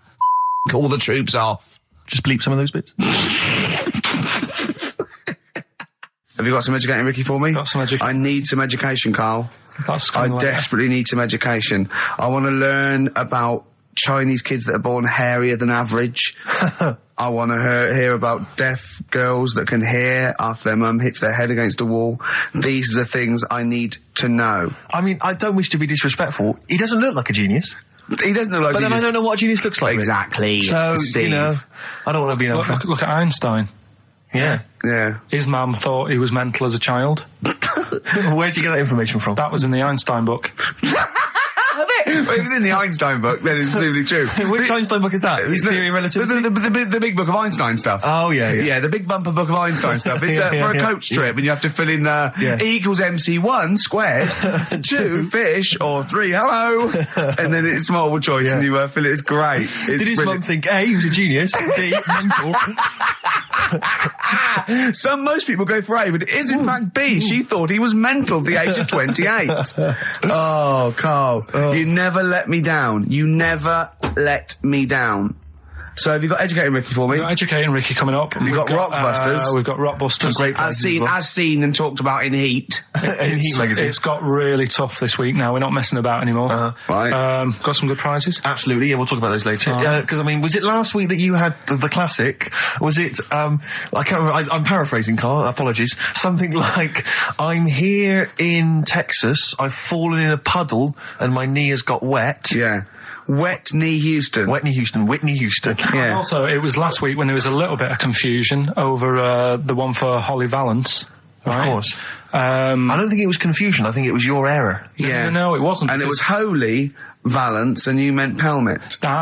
Then Becky, who called up that time and said, if you're getting mistaken with Pelmet, right, she sent me an email in a week saying, I've done a bit of research. Yeah. It was my fault, I've made an error. Yeah. It is a Valance. Okay. And I know about Valances, as I told you last week, at the very end, my auntie loves them. Yeah. Right? She makes them. She started off just like putting them on top of the sort of window around the curtain. And then she thought, I can do more with this. Yeah. And she had a little coffee table that had magazines underneath. And she said, I'm sick of seeing them magazines when I'm sat down. She sounds like a Pilkington. So... I'm sick of seeing them magazines when I sit down. So she put a Valance around the table. She just got Valances around everything now. Right? Then, next step, she tapes everything. She never actually watches telly. She tapes it all because she gets sick of listening to the adverts and that. Yeah. So she tapes everything. So she's got loads of videotapes and that. And the video used to get on her nerves. When she was watching a film, she'd see the clock changing. And it distracted her from the film. So she put a Valance around that. Yeah. That's genius. Yeah. So, that is or is it mental? Only Mrs. Einstein can tell. I don't know. She's even made a little Jack Russell look like a hovercraft. Yeah. It's great. So everything's got a Valance. If you go round and you stand still for too long, the chances are she'll put a Valance around your head. Yeah. This is this is Auntie who? Auntie Nora. And this is the one that farted for 5 minutes. She did. Lest our listeners forget. Farted for 5 minutes, called his mum, saying I'm farting, 2 minutes into the fart. She said about 2.5 minutes in. Yeah. Just like, for example, that's why your balls are on the outside. Because the cells have to be a certain temperature to survive. I don't know if it's the sperm or Sertoli cells, but they have to be a couple of degrees below body temperature. Otherwise, they'd be in a nice cage and we wouldn't get kicked in the nads. What do you mean? That's why your testicles are on the outside of your body. They have to be a couple of degrees below body temperature. Yeah, but that isn't why they're there. You see, this is like the chat we had last week about the giraffe having a long neck. What do you mean? They're there because that's where they happen to be. They didn't go right. Well, that's what evolution is. It's a selection process. It's not a will. The balls didn't say, look, I'm too hot, let's get us outside. Let's get outside of here. All right, hang on a minute then. What? So a little man monkey, right? Theirs are in the same place as ours. Yeah. But they're walking around naked, so it could be anywhere. They could be like on the back.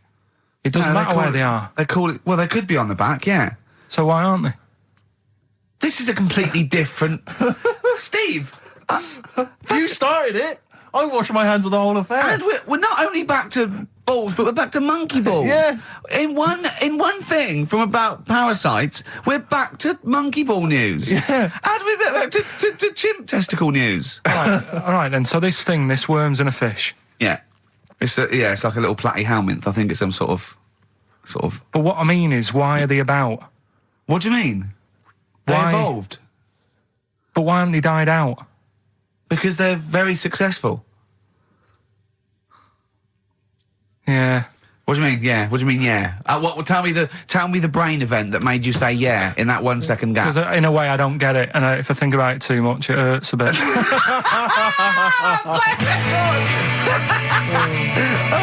They've just been around for years, Carl. Yeah. Like Cliff Richard or something like that. Yeah.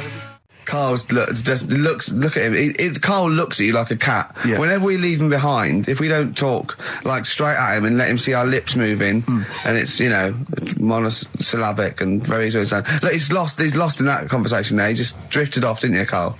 No, I just was also thinking on animals and that. Something else I was going to use. Go on. Was this isn't a radio show, is it? I just suddenly caught myself. This is nothing. I told you that before. It's been bad today. No, but I mean, it's the way, this casual way that it's like we almost have no regard for our listener, and I'm not proud of that. I just don't know what to do about it. Do you know what I mean? I don't know how to do this properly. I mean, we're just chatting here.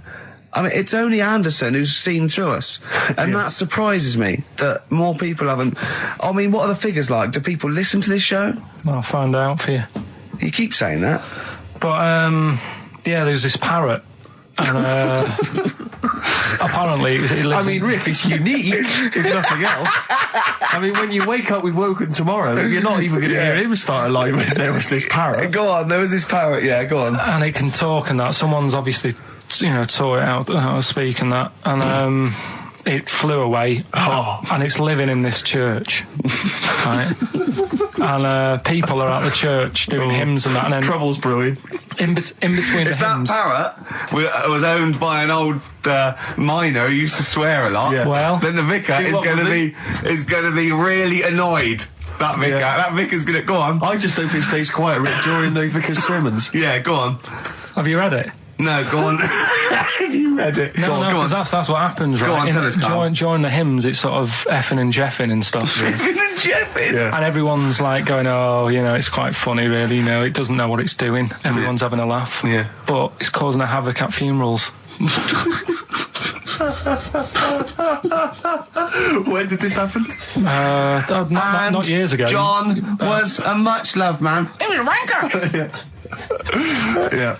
So anyway, so that was another story. What can you say about Uncle John? Bollocks. Oh, Carl, I love the fact that when you look at things, you go, that's interesting. A parrot that swears at funerals. That'd be amazing. And it stays with you. You see, for a simple man, you retain an awful lot of knowledge. It's just all rubbish. Do you know what I mean? If you just replaced all this rubbish with good stuff, you'd be an intellectual. Yeah. Really. Because, I mean, your attention is fantastic. Yeah. So Did I lose you again there, did I? So was it the word retention? We've still got Wash Up With You. Yeah. Should we play a record and do Wash Up With You? Yeah, we'll play a bit of Aqualung. Aqualung! Depeche Mode there, and I Feel Loved.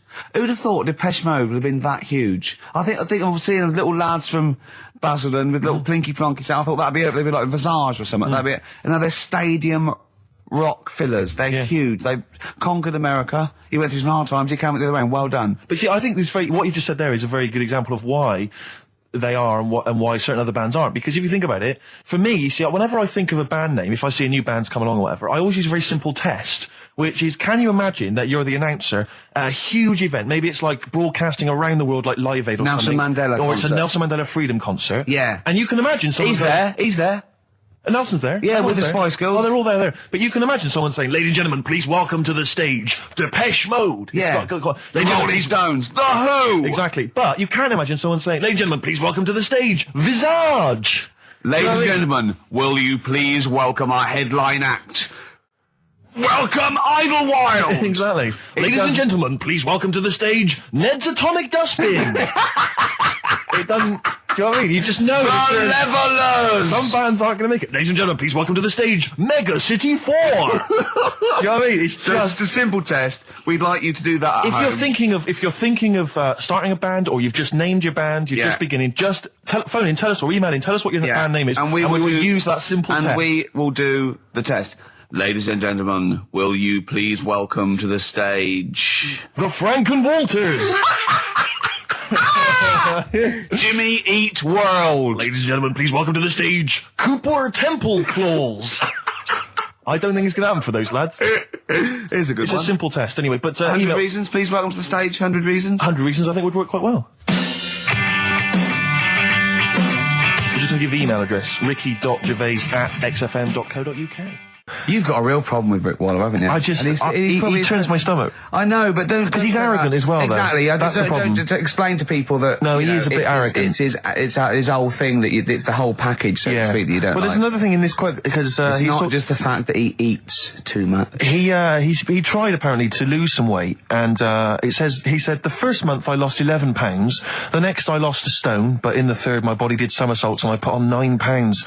I had a slip up. I can't say when, why, or how, but it just sneaked up on me. Yeah. I don't believe it. Yeah. Don't believe it just sneaked up on him. That body's never done a somersault in its life. No. It just sneaked up on him. Me, yeah. It was the cakes again. Yeah. It was the same old cakes as before. It was exactly the same problem. Sleep eating. Yeah. It's called. It was the KFC bucket again. It was the family-sized KFC bucket for breakfast. Dear. Poor man. The other thing is that I don't think that's a very good shock tactic for a doctor to tell a 20-something, well, to be honest, you've got 20 years to live. Yeah. That's not, you know, and when I was 20, the thought of dying at 40 was fine. Yeah. I didn't want to live to 40. Yeah. I just thought, what can you do when you're 40? Yeah. Just laying around doing nothing. Eating cheese. And then you got there and you discovered... No, but someone said... The dream came true. Sophie here sent me something and she says, I realise you're not Graham Norton, but I had to send you this. And she sent me the top of a little cream cheesy thing. And it's the brand name is Gervais. How odd that is. Have you been... They've named a cheese after you. I think it's a big French company, and this is from the Czech Republic. It's all over Europe, and so that would be a dream come true, wouldn't it? If they named a cheese after you. No, I think it's probably ancestors, and so I've cheeses in my blood. Sure, quite literally. It literally is. Yeah. Another heavy Friday night, was it? It comes out of pores like those Play-Doh things. Yeah. I can squeeze out different shapes. Jane, bring the Stilton in. It's Friday night. This isn't fried. Exactly. But yeah, so we can't really have a go at Rick Waller. I eat too much, but you're not big. I mean, one of the other contestants on the Fat Club, Celebrity Fat Club, is another one is Jono Coleman. Oh, we love Jono. Now Jono, I don't know, you know Jono, he's that guy who does, he used to be on TV, and I think he does a breakfast show on a rival station, doesn't he? He's happy, isn't he? He's so true, and he's a really nice bloke, Jono. It's funny because he does a breakfast show on Heart, which is wrecking his own. There's a bit of irony. Oh, I love Carl. Thanks, Carl. Do you know what I mean? Yeah, I love you. I can see where you're coming from. Yeah, that's good. But we've met Jono a couple of times. We saw him at a couple of, not wishing to say not to show off, but a couple of awards dues. Yeah, like that's showing off. But like people would have seen dead there. Well, yeah, but we went to one where everyone was in like tuxedos or suits and ties. Not Jono. Jono was wearing a pair of Bermuda shorts, big Bermuda shorts, knee-length Bermuda shorts with just these little. But I saw him again another time, and he had shorts on at a similar event, and I've seen him since in the street, and he's all. I'm wondering if he can wear trousers. I don't think he can actually wear trousers. I don't know if there's a medical reason for that, whether he's just, his legs are too fat. I think the material is a waste of money. I think it's just that you can get shorts that big and they're comfortable, and, I mean, to be quite honest, I don't want to squeeze into a tuxedo anyway. So, if you can go, I'd love to turn up those things in Bermuda shorts. Well, of course. Flip-flops. But do you think he started off by wearing, maybe he just had the upper half was a tuxedo with the tie and then the shorts for and the shorts underneath, and he would just have to come in, kind of sneak behind, a sideboard. Potted plant. Or a potted plant, or bring his kids ahead of him. Yeah. You know, you are wearing trousers, aren't you? Of course I am, yeah. In you go. Kids move a bit. Well, no. Exactly. Of course I'm wearing trousers. Why would I? Wearing trousers. And they just thought, this isn't fooling anyone. So now I'm going to make a wacky effort to sort of, The next zone is, I've heard he's going in a grass skirt and a garland around his, and he's going to come in limboing. But you did ask if you could go to the BAFTAs in a dressing gown, didn't you? Just for ease. Yeah. This is the Best Of Show on XFM 104.9. I'm Ricky Gervais, with me Stephen Merchant. Yes. I hope you're enjoying the Best Of. What do you mean your fortunes are on the up? Anyway, DJing. Well, I'll tell you, I was hired. Well, I say hired. I did it as a favour to a friend. His wedding the other week. And I got there, I was thinking, because everyone had their little role to play, and then people were doing a good job. I love you taking it seriously. And I spent ages putting together some CDs, special selection CDs. I love that! Because what I did was I burned them on iTunes. Did you turn up with your own headphones round your neck? Own headphones, wearing a suit, but headphones. Metal case. Didn't need it, just had them all in one small box. Brilliant. Boom. I thought this is good stuff. I got some classics here. Give me an example. Give me an example of that, like the first hour, the warm-up hour. Rick, I'm coming straight in with Frankie Valli, Oh What a Night. Brilliant track. I mean, when those beats start at the beginning, who's not getting on the dance floor? Wait a minute, what's this following it up? Go on. It's the Jacksons. What, I Want You Back? I Want You Back. Brilliant. It sounds good at the moment, Carl. Yeah. So I'm thinking, I'm gonna roar this, because you know they laid on a good spread. The ceremony was nice, food was nice. I'm thinking this is going to be the piece de resistance. Yeah. Alarm bell started ringing. Why? When I realised there was a marquee outside. Of course, it's a balmy summer evening. I'm stuck inside on the dance floor. So I'm thinking I'm going to be struggling here to get them in.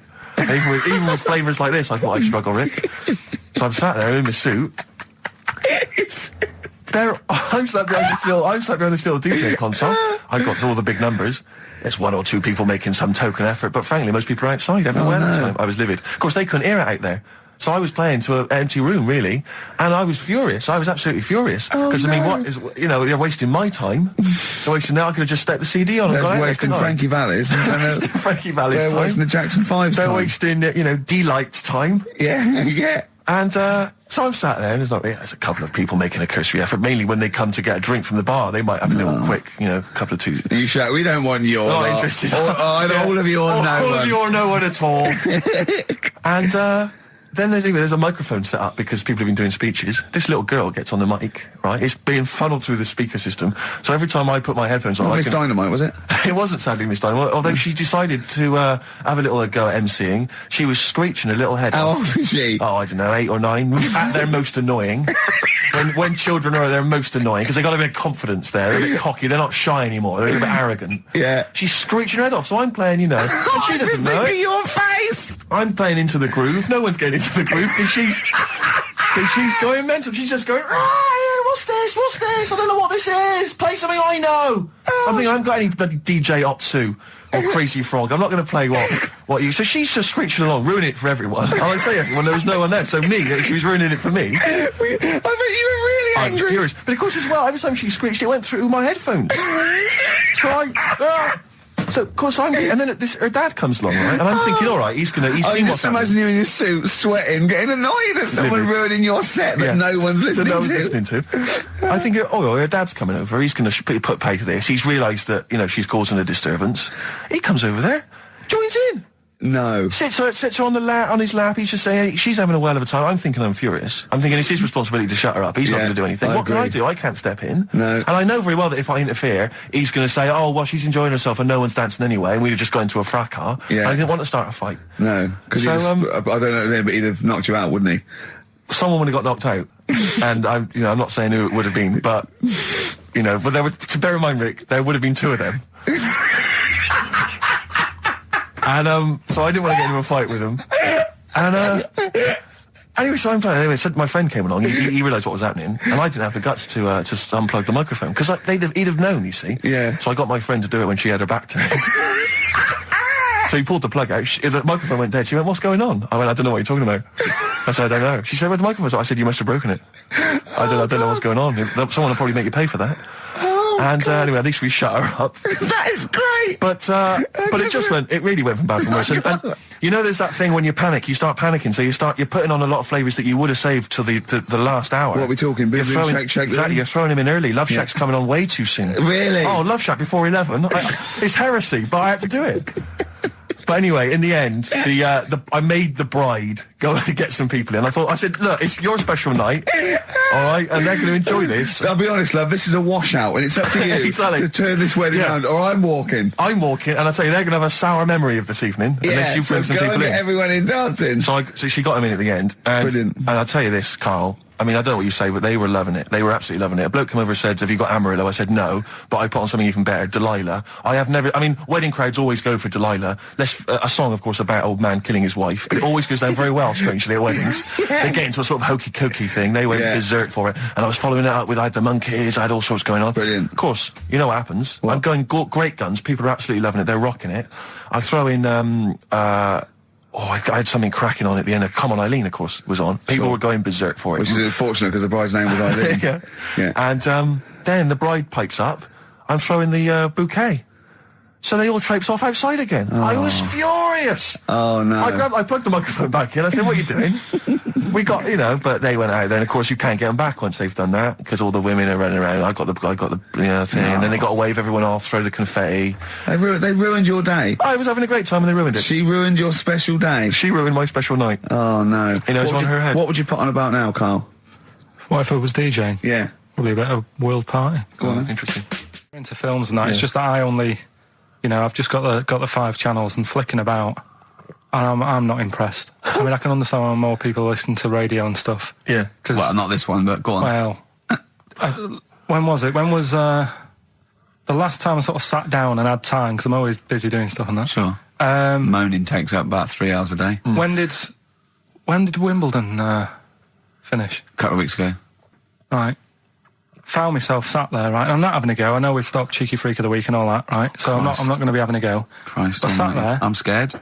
No, I'm not having a go. You've always got to remember that. Go on, just get on with it. Get on with it. I'll apologise after. I'm just saying, watching Wimbledon, it wasn't, one of the major games. It was little fellas in a wheelchair having a game. Little fellas in a wheelchair. Right.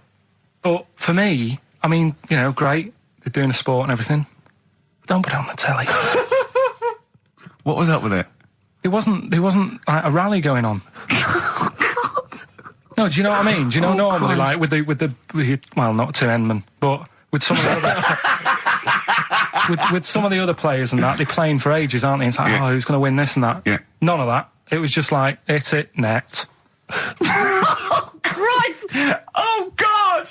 I don't know what to do! And people were like sat there watching it as well when they've got other games going on in there. That's what I couldn't understand. If you've paid your money to get in, yeah. I mean, like I say, good on them if they. Do you know what I mean? But it would have been. And they all start first in the marathon. I just thought it would have, give them a game of swing ball or something. Yeah. You know what I mean? No, yeah, I understand. Oh, God. Yeah. There's never anything XFM in the community. Let's play a tune. Ricky Gervais, Gervais. Don't put my name to this last link. Don't put my name to this last link. Ricky.Gervais, xfm.co.uk. Oh. Magic, Virgin, if you're listening, we are available probably sooner than we thought. Oasis and Songbird. It's a nice little ditty. It's all right, yeah. Of a Saturday. Yes, thank you. XFM 104.9, Ricky Gervais, Steve Merchant, Karl Pilkington. I think we should go straight into it, Karl. I think we should do the competition. There's Karl in the corner. It seems a little premature. Do you reckon? Yeah, I do you think reckon it's so good? Yeah, We should tease it out of them. Well, it's a big thing. It's just that I've got absolutely nothing to say. Sure. I haven't really... Well, I mean, like often I know you all have spoken to Karl in the week. This week, for some reason, I've been speaking to him. Oh, right. I spoke briefly to him about Michael Jackson and the documentary. Yeah. Now, of course, I thought that was extraordinary. Amazing. And I asked Karl's piece opinion. of work. Yeah. And he didn't mention to me the fact that Michael Jackson likes to climb up in trees. No. He didn't mention anything about his bizarre relationship with children. He didn't mention anything about his obsessive billionaire spending sprees. Right. He didn't mention anything about the mannequins he has in his thing, or the fact that he drives around his sort of 7 hotel suites in Las Vegas in a little kind of old people's scooter. The only thing of note for Karl was he said to me, "Did you notice how big his hands are?" I'll tell you what, though, I did. What? Yeah, how you look at the man's got like a face that he's had reconstructed. Well, I can't seem to say that. It's libelous. Yeah, but, no, he hasn't. He's got an old he's had two nose jobs. Yeah, and you're looking at his hands. But I think it's because you look at him and he looks a bit like there's a bit of androgyny there, but it's sort of like it is quite a petite sort of old lady's face in a way, but then you see these labourers' hands come out. That's always the way with a tranny, isn't it? You know what I mean? Well, you can't accuse him of being a tranny. No, he's not. No, he's not. What are you saying? I know he's got enough issues. Now you're accusing him of being a tranny. I like him. I thought he came out that brilliant. I thought it was really... I really felt sorry for him. No, I think he cleared up a few things as far as I'm concerned. I thought it was a fascinating piece of work. But I did like the shopping spree. That was great. Extraordinary, because he's just got going around just pointing. I know it was bad taste, wasn't it? It was like one of those bizarre shops. Yeah. You know what I mean? There's anything, sort of a gift shop, but they're trying to make it look like Ming. But if it's sprayed gold. If he'd been living in a trailer park, he'd have been ordering, one of those porcelain dolls dressed like a Harley Davidson bike rider, or an Elvis commemorative plate. It was the kind of billionaire equivalent of that. But the hands were a giveaway. It's the same as those sort of transvestites. It's like you get what's it about his hands? You know when you get like a cab driver or something, right? And he decides to turn transvestite about 60, and he goes on Kilroy. Do you know what I mean? That way, he got a twin set of pearls, and he goes, "I've never felt so comfortable." But his hands are still big. He's got a little wig, and he's got the lipstick on, and he's with his teenage kids who are going, "Kill me." Do you think he's been having surgery on his hands to make them larger? Bigger, yeah. Is that why he was wearing that glove? Exactly. But I think he wants to be a goalkeeper.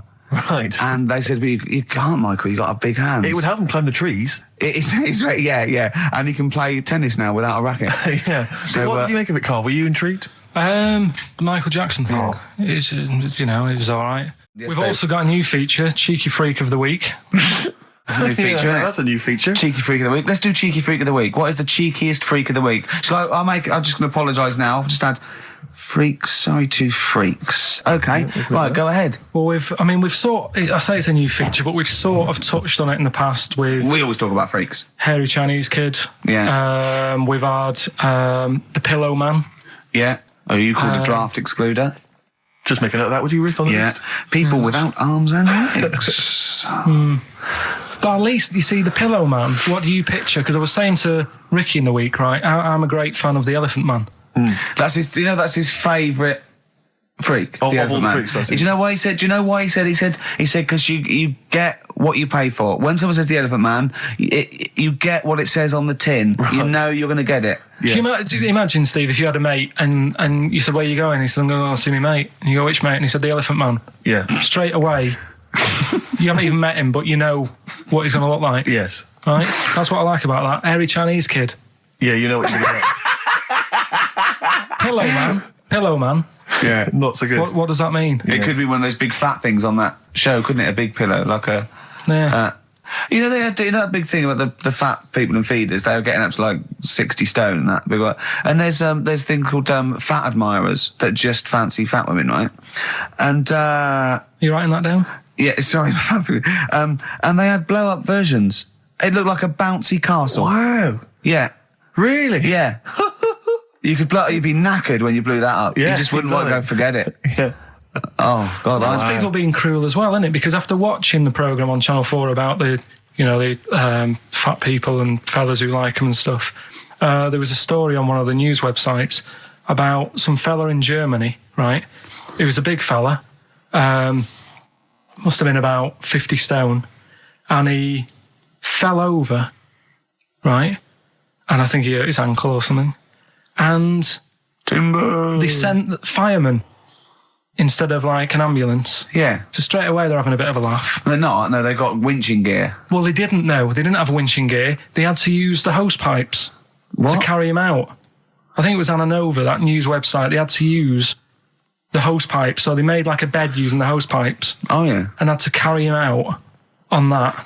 And then they had to sort of get him into a special truck, they said. Mm-hmm. And do the same when they got to the hospital. I mean, that's bad, isn't it? They shouldn't do that. Although, Carl, I'm loving that story. I'm just worried that we're not going to be able to fit in Cheeky Freak of the Week. What's the Cheeky Freak of the Week? All right, Cheeky Freak of the Week. Something I found on the net.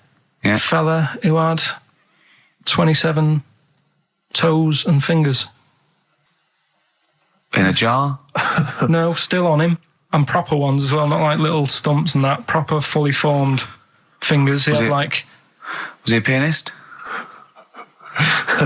Close-up magician? I don't know what he did. He just said that he was... Cat's cradle professional. Did he ever work on finger bobs? He was saying in the week. For the crowd scenes. I'm now going to do Braveheart. Yeah. He said about the Elephant Man. He said, I want to do a thing right with freaks where it's good and bad. He went, what did you said? The pro about him is...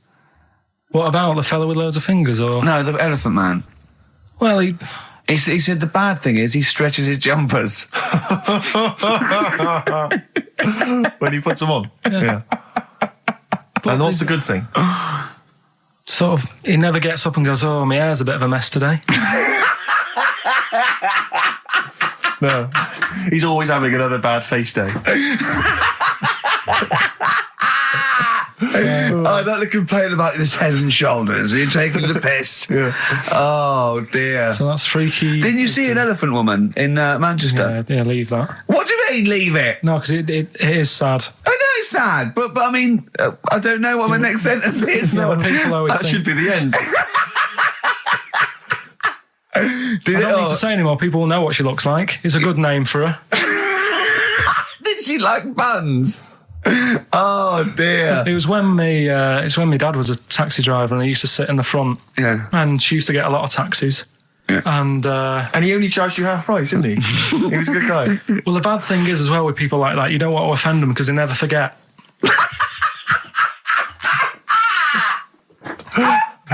Oh, go! But, go, Pilkington! I was sat in the front of the cab, and my dad goes, "Right, we're going to go and pick the, I can't even tell you the name. He's oh, it's just evil." Right? What do you mean? No, leave it. So she's got. No, Carl, please. tell me what he said. No. You've already stitched him up. He's thieving things from little Welsh fellas. Care. Right, what did he call her? Steve, back no! on this. I really Carl, don't want to be fair, our opinion of him is already pretty low. Look, tell me what he said. No, it's not. I'm scared of what my dad gets. It's the person who's got the She's thing not wrong. listening, is she? Well, her headphones wouldn't fit on her head. Tell me what he called her. I don't want to. Tell me what he called her, Carl. I'm getting angry, man. Tell me what he called her. No, I'll leave that. Honestly, tell me what he... It doesn't matter. Tell me what he called her. Carl, just... I'm going to go... Seriously, I want to know what he called her. Right, you're not going to stop this show. We're not doing the next show until you tell me what he called her. What did your father call the elephant head woman? Tell me. Spudhead. How old were you?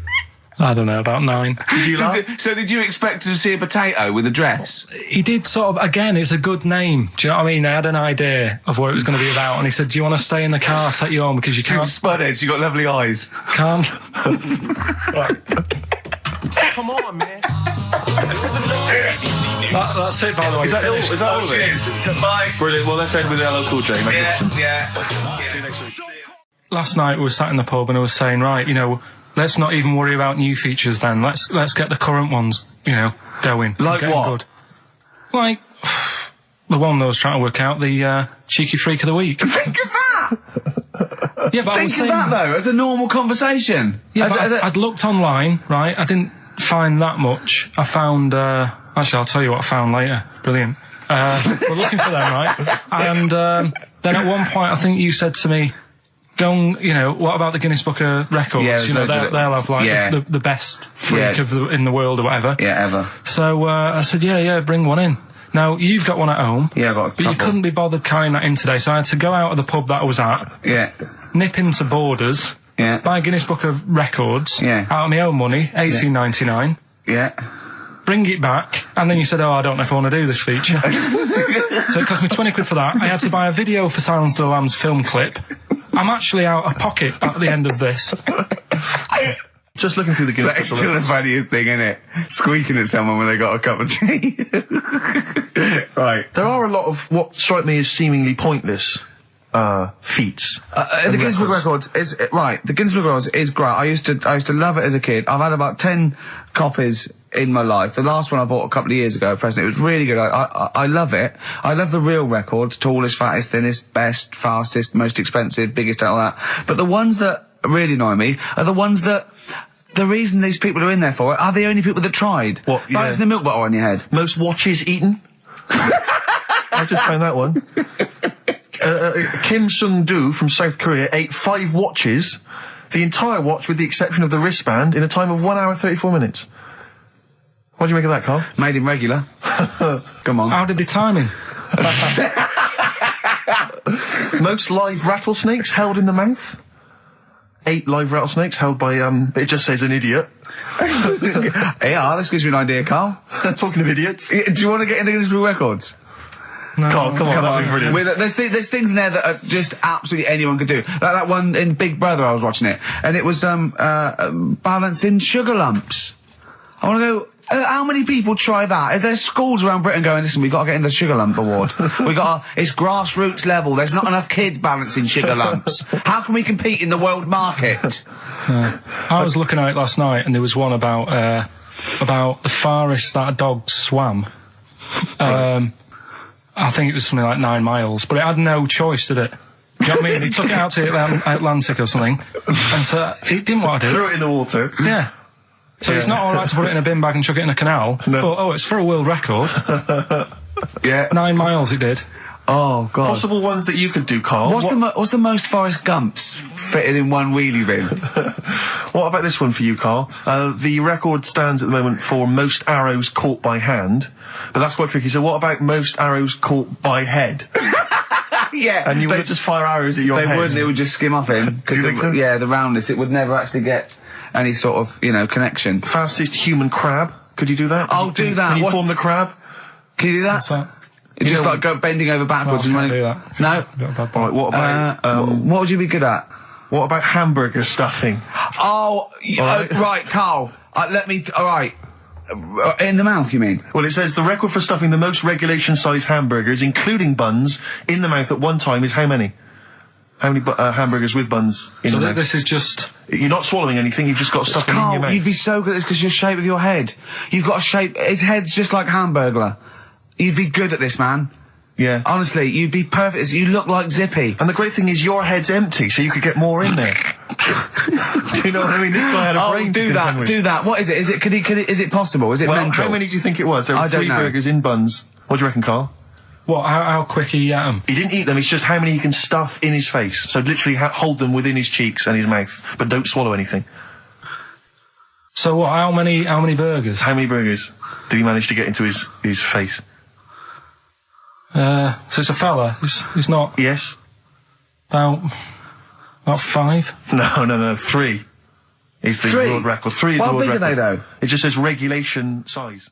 Was it last week? There was a programme on about the child who was older than her mum. A child that was older than her mum? Yeah, right, he was looking forward to as much as Oliver, the humanzee. Humanzee, yeah.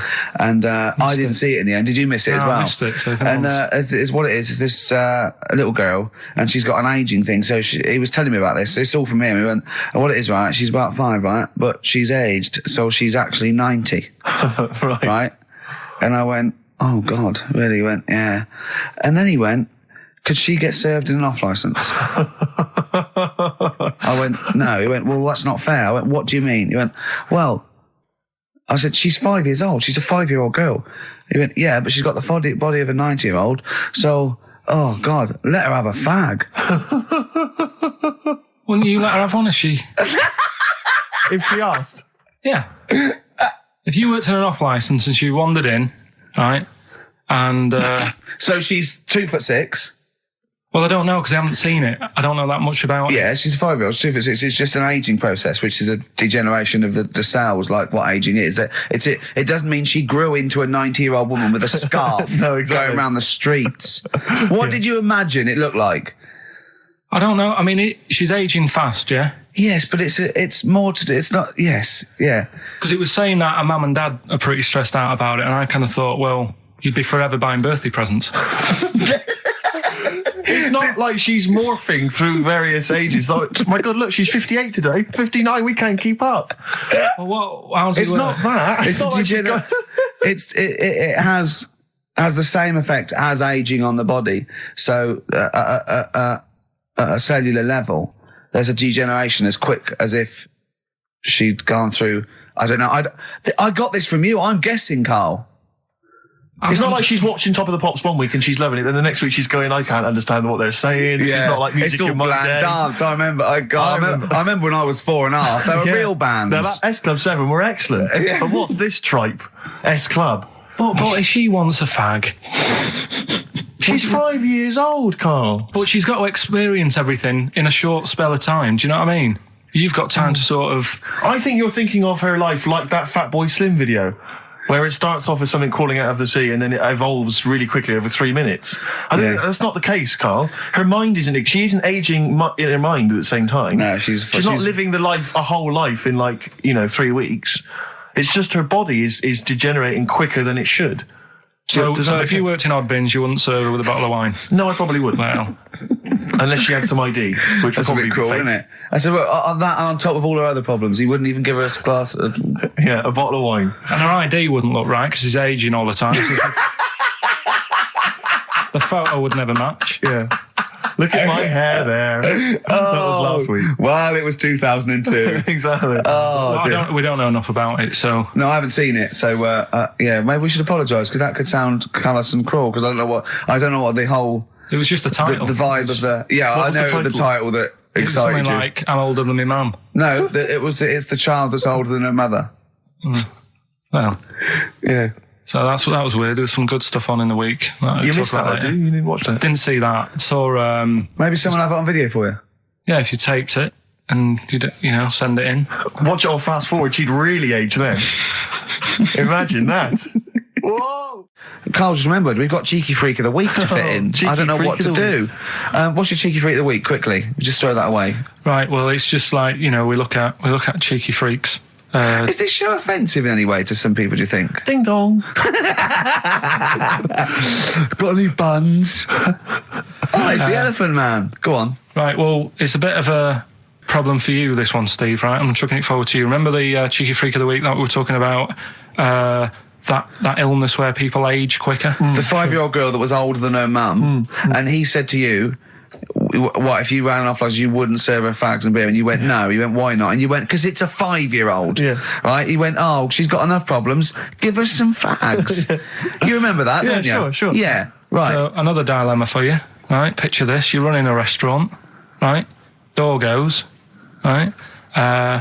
Few people. Most of them look normal. You notice the woman at the back, crawling on all fours. Top half is woman, right? This is real. Yes. This isn't like a comic or anything. This is on, yeah, on the internet. I've seen it. They're called dog people, and her legs just come straight down. They're like little spin legs at the back, and so they walk on all fours because it's easier. Dog people, right? Yeah, not dog people. They're human beings with deformed back legs, so they walk. It's easier for them to get around like that because they can't stand up because they can't stabilise, and also it comes straight out of their hips. Right. So you're running a restaurant. It's a busy night. You haven't really got time for any hassle. She comes in. Would you serve her? The premise being what? That he doesn't serve dogs? Because the restaurants don't allow animals in. Right. Right. So it's a dilemma. It's not a dilemma. Right. She's not a dog. She's a human being. Yeah, I put a plate of meatballs on the floor, and she tucks in, and a little glass of, a little bowl of wine next to it. He turns round, there's the woman older than... Get away from that plant!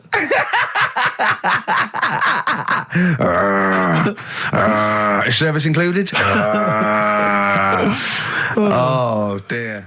Talking of cheeks, Carl, have we got another instalment of Cheeky Freak of the Week this week? Yeah. Have we? Excellent, look forward to that. Have we got a Cheeky Freak of the Week? Do you want one? Yeah. I think we should have a jingle for this. Okay, I've got a jingle. It's very similar to Chimpanzee. Chimpanzee that? Yeah. Well, let's hear it. Okay. Oh, Cheeky Freak of the Week. Brilliant. Yeah, no, I think that's excellent. So, Cheeky Freak of the Week, you've spotted a freak This is where somewhat, I think, offensively, you pick on someone who's not like other people and say it's your favourite freak of that week. Yeah, I remember we had the woman whose legs look like the hind legs of a dog. We've had the little fella with the aging disease with the little head playing the piano. That was your favourite. I think that's your probably freak of the year, isn't it? It's a pretty good one. So what's this? Is it a man with a horrendous injury, or is it a congenital birth defect, or what? Yeah, but you put it like that, and now it sounds like I'm being tight. It sounds like I'm being out of order. But I'm just giving him a mention. Just giving him a big shout out. Right. There's quite a lot going on in the freak world. There always is. You've been visiting hospitals the last week, have you, when we were away? No, there was a thing on a website. This isn't even the one that I've picked, so... So this is just a bonus? This is a bonus freak. Yeah. Yeah, go on then. This is a free freak, right? It's a fella called the Lobster Man. The Lobster Man, of course. Again, good name, you know what you're going to get. Yeah. What are you going to get? Some succulent meat. I like the idea that the vicar on the christening suggested that. I know you want to call him Mark. Can I make a suggestion? Yeah. Look at his hands. What's his name? Mark Michael Webster. Right. Right. Have you thought about a nickname? Not really, no. Have you looked at his hands? Yeah, we don't want to talk about that because do you know they look a little bit like lobsters? Well, yeah, but it's quite deformed. It's like, you know, we can't... I suggest lobster man? That's terrible, Vicar. That is terrible, Vicar. We're Go on then. We're gonna see. This is what the sort of feature you come up with, Carl. So, Lobster Man. There's probably people listening now with, you know, lobster feet. Right. Lobster hands. So, Squid Boy. So, Lobster Man, what does Lobster Man do? Does he fight crime? Not that much. Okay. Apparently he got into a bit of trouble. He was in a restaurant, and this was years ago, by the way. And someone picked him to eat him? No, so apparently the waiter said, "Oh, you shouldn't be sat here, you should be in my pan," or something. Oh dear. And they had a fight, got out of hand. Yeah. Got out of claw. And, so that was... What do you mean they had a fight? What did he do? A waiter took the mickey out of someone with... No. No, can I just make clear? I'm assuming it's his hands look a bit like those of a lobster. Yeah. Yeah, well, it's fused, so it's just like two big fingers. They're fused, I assume, probably in the womb, and they're just like, instead of like having 5 digits, they're fused in it. But he can pick stuff up, can't he? Yeah. What does he pick up? He mainly eats crabs and jellyfish, doesn't he? Yeah. Yeah. So he was having a fight with the waiter, he snipped off his nose. Right, so anyway, he just held on to the waiter's bib. Yeah, and the waiter was screaming, "Go and get him off me." Yeah. So anyway, does he eat other lobsters? Do you think he would eat lobster, or is it kind of? Would you feel bad about eating lobster? Right. The little cheek of the freak that we've gone for anyway. The what? The little freak of the week, cheeky freak of the week. We've gone for this Siamese lad. Okay. Right. Happened back in. You can't have a Siamese lad, can you? All right. Yeah. This Siamese twins happened back in 1693. Oh, he's got a date. Blimey, that's the first time ever. Yeah. And all it was, he was doing all right for himself. He used to go on those circus things he used to do. They're two people you're talking about, Carl. So we're going to him. All right then. All right. They did this circus show, right? Yeah. And everything's going well. They're selling out the tents and stuff, people coming to see them. Yeah. He was doing all right for himself. Yeah. Right? Sorry, before I said that, did you think a Siamese twin was a man with 2 heads? Well, it can be, can't it? It depends. There's 2 people, they're conjoined. No, but it depends, doesn't it? The one that I shown you in that book that time was a fellow with 2 heads. No, it wasn't. That was a stupid picture in one of your stupid books that he had a growth that looked a little bit like it had a face on it. It wasn't a man with 2 heads. You're the same sort of people who send potato chips to restaurants and say, "Doesn't it look like Norman Cook?" Yeah. It's not 2 heads. We'll bin this feature. No, they're 2 people. They're 2 people.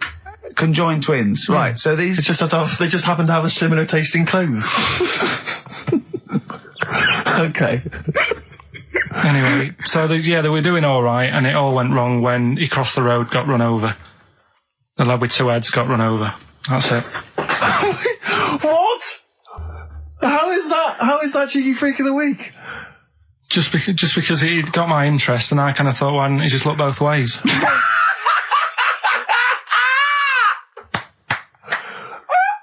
I'm intrigued to know why wasn't he looking both ways? I'm intrigued to know how you get run over. What was it, 1629? Yeah. Well, it's horses and that, wasn't it? Yeah. Oh, why wasn't he looking both ways? Karl Pilkington, you are a genius. Play a record, you fool. Well done, Karl. More cheeky freak of the week next week. See what's going on. In the freak world. Yeah. Cheeky freak of the week. Have you got a cheeky freak of the week? Got that. Got that. So what deformity is it this week that you're ridiculing? Well, keep listening. Cheeky freak of the week, do you want to... Oh, definitely. Should we do cheeky freak of the week? Cheeky freak of the week? I can't wait. I'll always do these. I'd start off with these. Alright, well, let's have the jingle for cheeky freak of the week. Oh, no. Do you remember it? No. I remember it. Oh, cheeky freak of the week. Brilliant. Something like that? I want some more though, because that was slightly half-high. Oh, cheeky freak of the week. Excellent. Right. This, we're going back again. Yeah, 17th century? Well, it was 1829, right? Oh, I'm impressed. Now, the problem is with Cheeky Freak of the Week... not so much the week, is it, if you're going back to 1829? Well... Not even of the century. You haven't even done Cheeky Freak of the century. There's What's the problem with Cheeky Freak of the Week? Just because... Other than the sort of moral implications. Yeah. Well, last week, it was a fella with 2 heads. Yeah. We've done Siamese twins. It's Siamese twins again. Oh, no, it was Siamese twins. It wasn't a fella with 2 heads last week. It was Siamese twins. Conjoined twins, sorry. They're 2 different people. This is what I'm telling you. But this is the problem. They're going to crop up quite a lot just because they've got double a chance. Alright? Oh, please don't write in and complain. He knows not what he does. You understand, don't you? Karl will actually feature one day in this section. Yeah. So, right, go on, Karl. We're going back to 1829. Yeah. All the way back there to 1829. It's a retro conjoined twin link. A couple of guys set up a business. They were called Chang and Ang. Oh, they're the first. That's why they were called Siamese twins, because they wasn't that what it was based on? Those 2, Chang and Ang. Was it? The original, yeah. That's why they're called Siamese twins, because I think they were Siamese. So these are the first ones. Well, not the first ones, but they're the ones that got to fame, I think, and why people started calling them. So people started calling conjoined twins Siamese twins. I think I'm right there. Anyway. Good. Well, the sort of set up business, sort of going around the US. Well, both of them. And Europe, yeah. Yeah. And what they used to do, people were amazed by it anyway. But Yeah. people wanted to know how they get through life doing certain things that you think about. When you think about Siamese twins, you think about, you know, how do you get through a day like that? Yeah. Right? And the thing that cropped up the most with people was how they take a bath. So they used to go on tour around the US and Europe and sit in a bath, have a wash and that. And did they ever wash each other by mistake? They go, oh, that ends there. That ends there. Like those things in supermarkets. They put one of those down. We go, oh. Now, as Chang and Ang, they're in the bath. They're washing their own bits. They've got one of those dividers, right? They go, well, that's definitely yours. I marked mine. That's definitely mine. Don't wash that, Chang. I wouldn't, Ang. I wouldn't wash that. Right? So what are they doing? They're in the bath. Carry on with the story. That's about it, really. I mean, that's the fact that people... So, 2 people... 2 little Oriental fellas joined in the hip, had a bath. No. That's your story. No, they didn't have a bath. They sort of, everybody, they must have done some sort of research, right? Who? Chang and Ang, right? And they said, well, what do people want to see? Isn't that basically Roller's song? But it's an idea that people have queued up. They've paid their money. They're in a tent. They're, well, I hear they're going to have a bath. They're going to have a bath. Two Siamese people have a bath. How would they possibly do it? Well, I've heard they get into a bath. But that's I don't know what they what's wanted exciting. to see them nude and where the join was. No. More than how do you get in the bath? I don't know. They just that's what they picked. They said what would be good to see. What do you want to see them do? Having a bath. How'd you get into trousers? Was there exactly? This is all part of it, and that's why they picked having a bath. This is all part of it. Well, they want you to get dressed afterwards. Yeah. Who was the best out of Chang and Ang? Who was your favourite? They both look the same, to be honest. There's a surprise. One was a short ginger woman. Oh dear. Is there anything you know? What would be better than having a bath for you when you're seeing them? What would sort of make you go, oh, I wonder? One of them pulling and the other one going home alone. Yeah. I go, look, she's definitely up for it. I'm taking her home and go, oh, what am I going to do? Can I watch? Definitely not. Definitely not. Look, you go to bed. I want to wine and dine her. But if he's got back to their place and they're going at it hammer and tongs, but are you saying one of them? No, hammer and tongs were their cousins. Right. They lived miles away. Yeah. If one of them gets knackered, can the other one take over?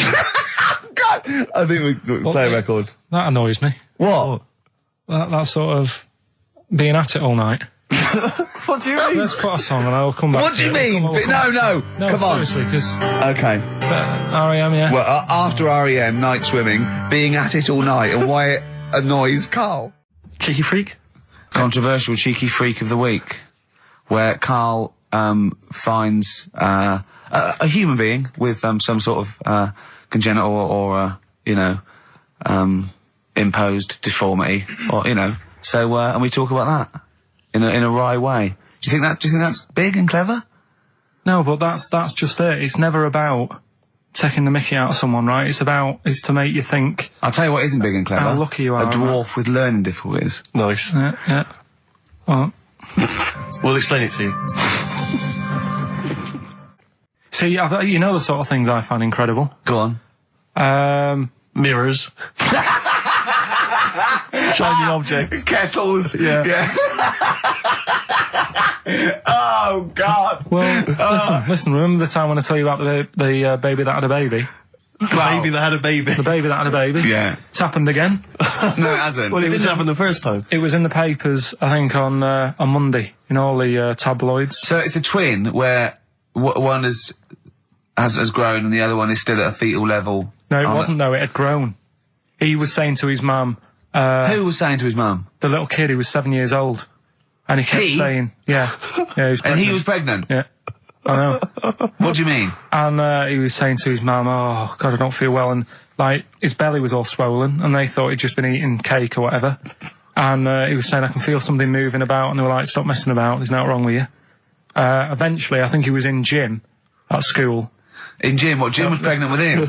Oh, no, it was like a Russian doll. He was at school, right, just about to do sit-ups or whatever they do at school. Yeah. Right? And flew out across the room. Teacher goes, you're a bit fat.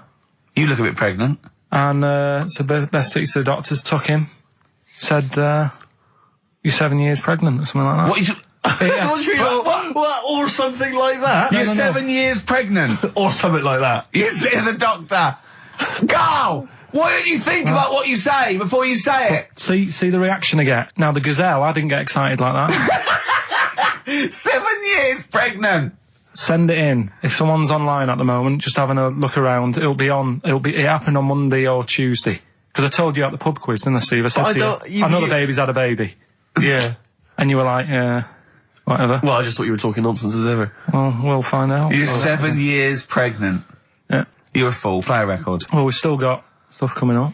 Monkey News? Rockbusters answers. We'll have to get that out of the way soon, because we've got to get out of have we got a cheeky freak of the week? Yeah. Brilliant. America by Simon and Garfunkel on XFM 104.9.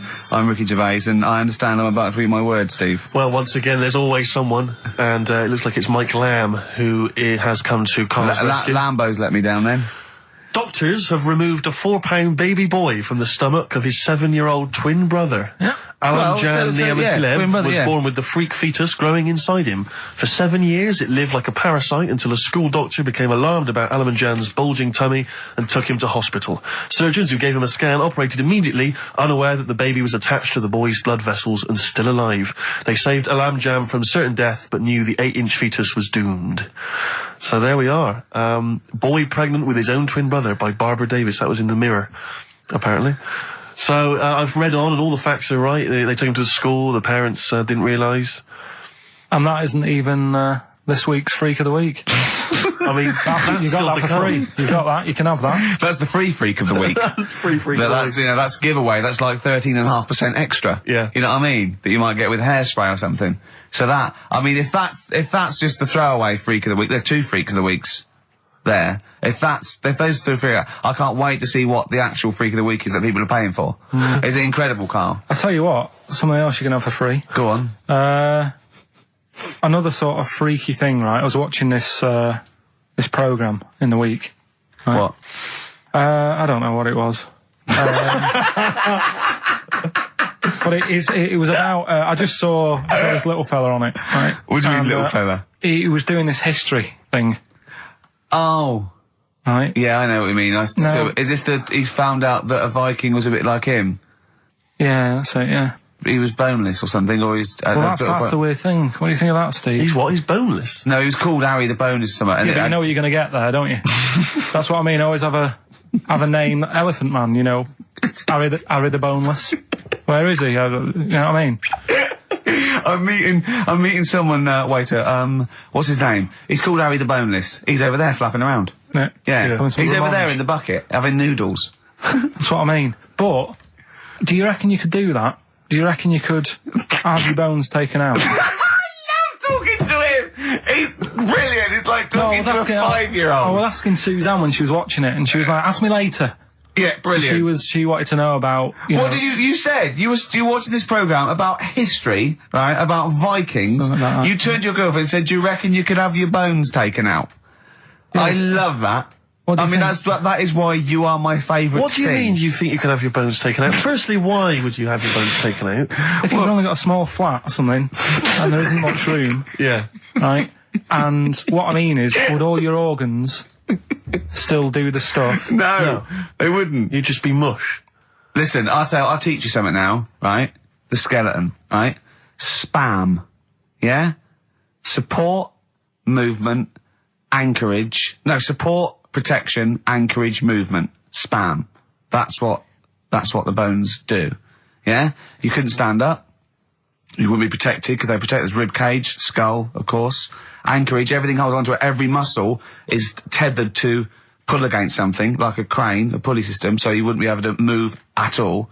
Do you know what I mean? So you'd be in a bucket. There'd be you'd die immediately, obviously. No, you can't have your bones taken out, Carl. I mean, why do you need to ask that question? Sorry, but Boneless Bob, or whatever his name was. Harry the Boneless. he presumably didn't have any bones. I mean, that's why he had that name, obviously. No, he did. No, he's got the name. Yeah, exactly. No, he was just... I've had an email here from Graham, old Kent Road. He just says, I had a dream about Carl last night. Can I sue? I've no idea what he looks like, apart from the boldness, and yet he turns up in the middle of my dream. I don't need this, it's harassment. Yeah. But people are having dreams about you now, Carl. You actually, it's like you're one of something that was created by the Brothers Grimm. So, Carl, so this little Harry the Boneless, what was your point? Was that really your point? You wondered if you could live without bones? Yeah, I saw the little fella on this programme, and the presenter. Yeah, and he was a small fella, and he was talking about Harry the Boneless, and I thought, that's interesting little bit of science stuff. Yeah. Yeah. Well, yeah, that's about it on him, really. All right, well, that's just another bonus cheeky freak of the week, isn't it? That's not even the freak of the week either. No. That's still to come. So you've had a pregnant Siamese twin. I know, it's been mad. You've had a boneless fella and another fella talking about him. They're not even involved in freak of the week. No. This is getting mad. Play a record. Let's play a record. Let's have cheeky freak of the week afterwards, shall we? Yeah. Current single from Nick Cave. Can we do Monkey News first? I'd rather have a cheeky freak of the week. So, Carl, off you go. Well, we're not going to do Freak of the Week here, okay? Right?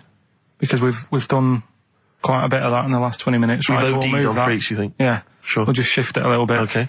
And I don't, like I keep saying, don't want people to be thinking we're sort of taking the mick out of anyone.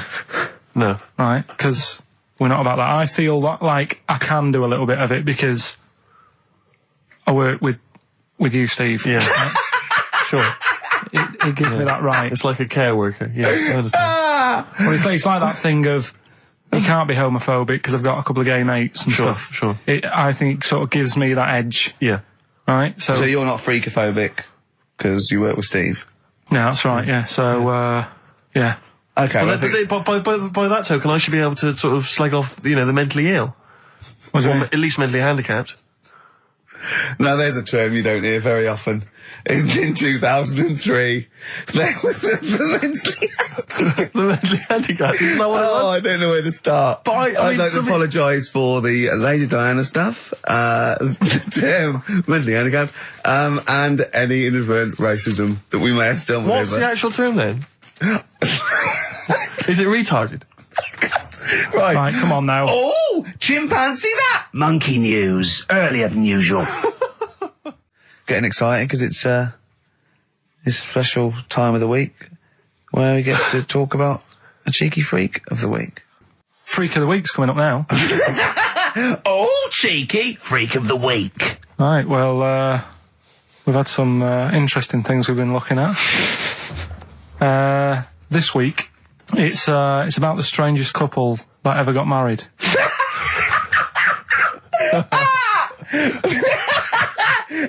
And we've had 2 sets of chimps, so it's stranger than that.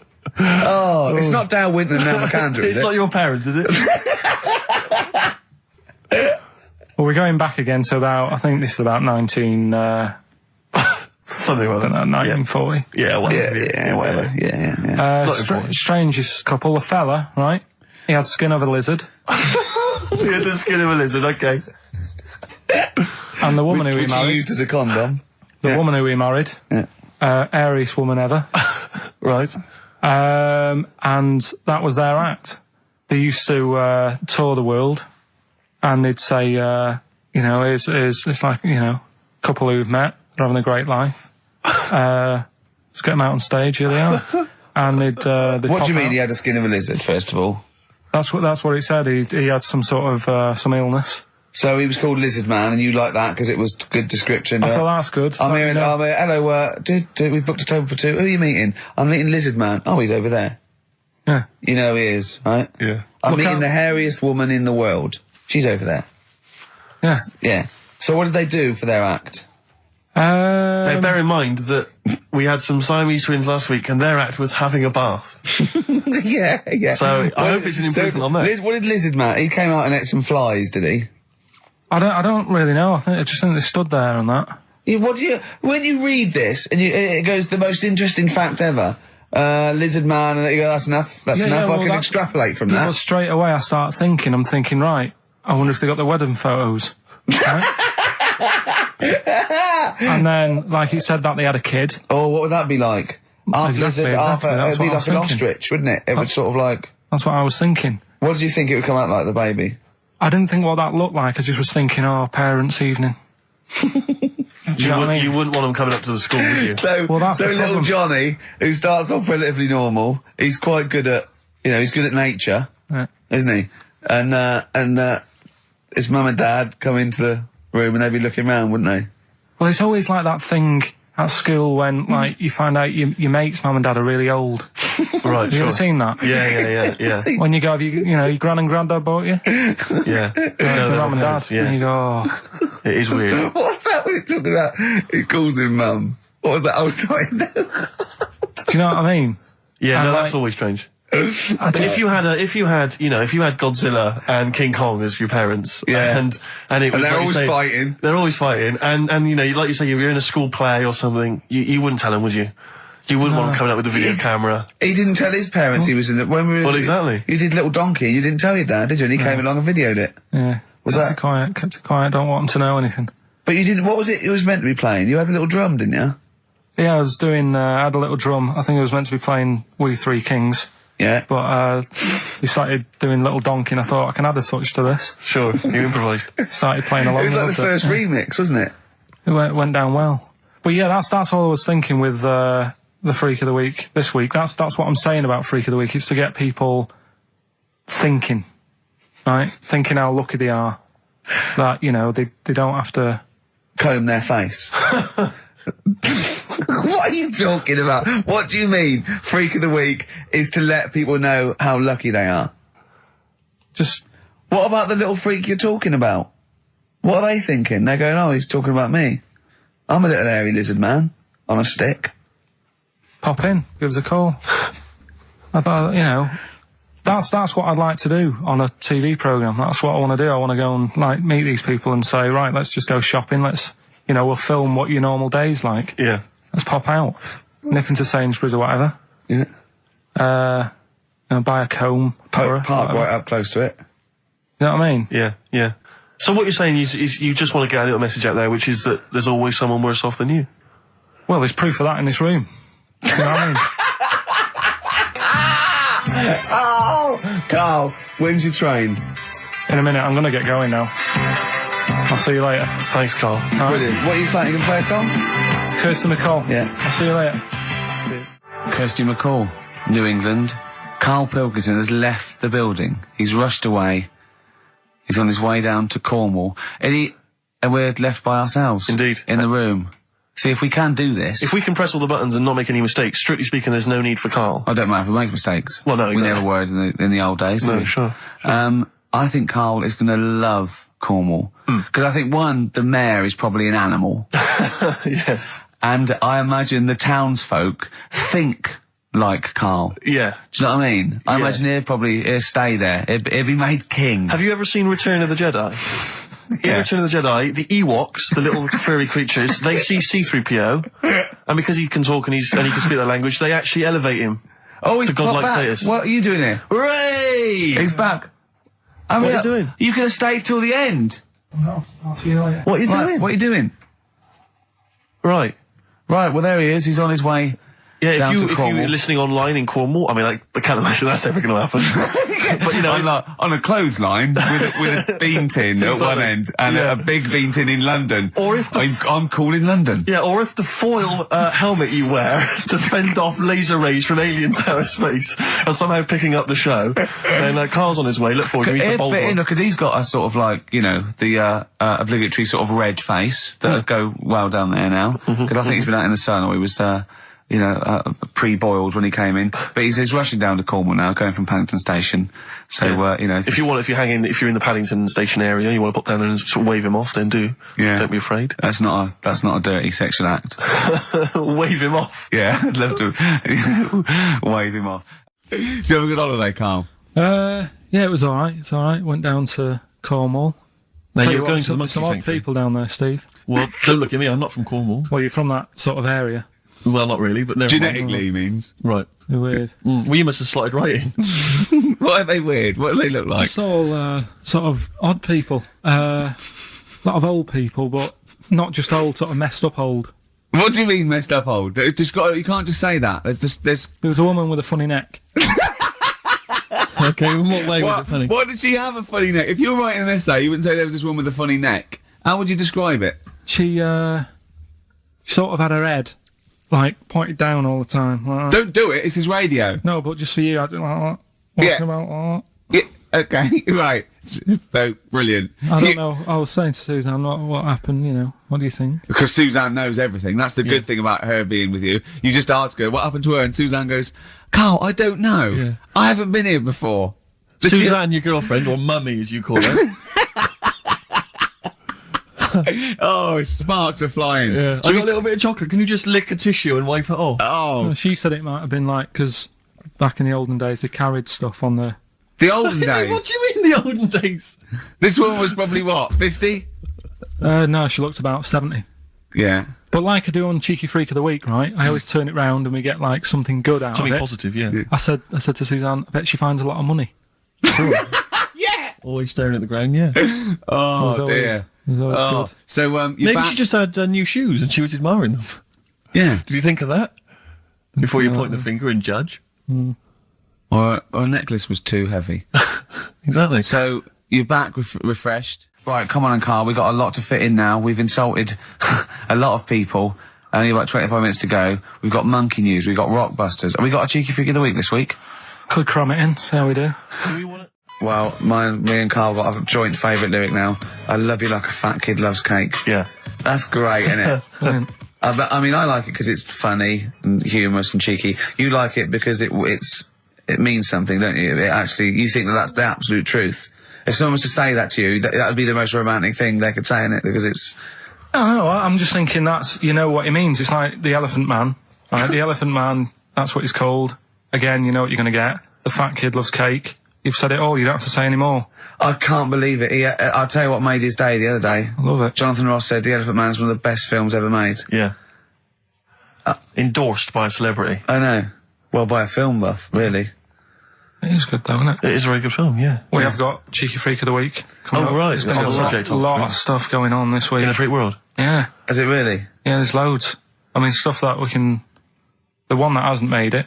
God, this is what hasn't made it, so we'll judge it on that. Go on. There's a woman, right? Do you know how, I mean, in a way, I thought Elephant Man, it was a bit tight because, you know, they sort of took him on a freak show, did a bit of a road show with him and stuff. Yeah. There's some woman, I think she's in India, like now, who, makes a lot of money because she's got 3 legs and, like, 7 toes, stuff.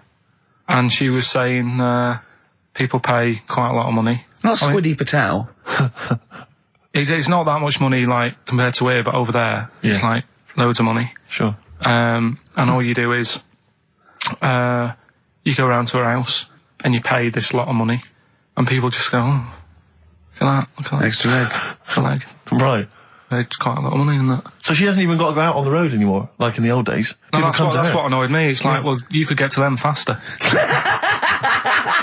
You go and see them if they pay the money. Sure. Oh. But yeah, there's... What she could do is go in and buy a pair of shoes, right, and then nick one on the way out, because they only put one out, don't they? Good idea. So she could get, you know, 2, 3 for the price of 2. Just one of the many perks of having Just 3 one legs. of the perks of having 3 legs. The other one is, I mean, keepy uppy.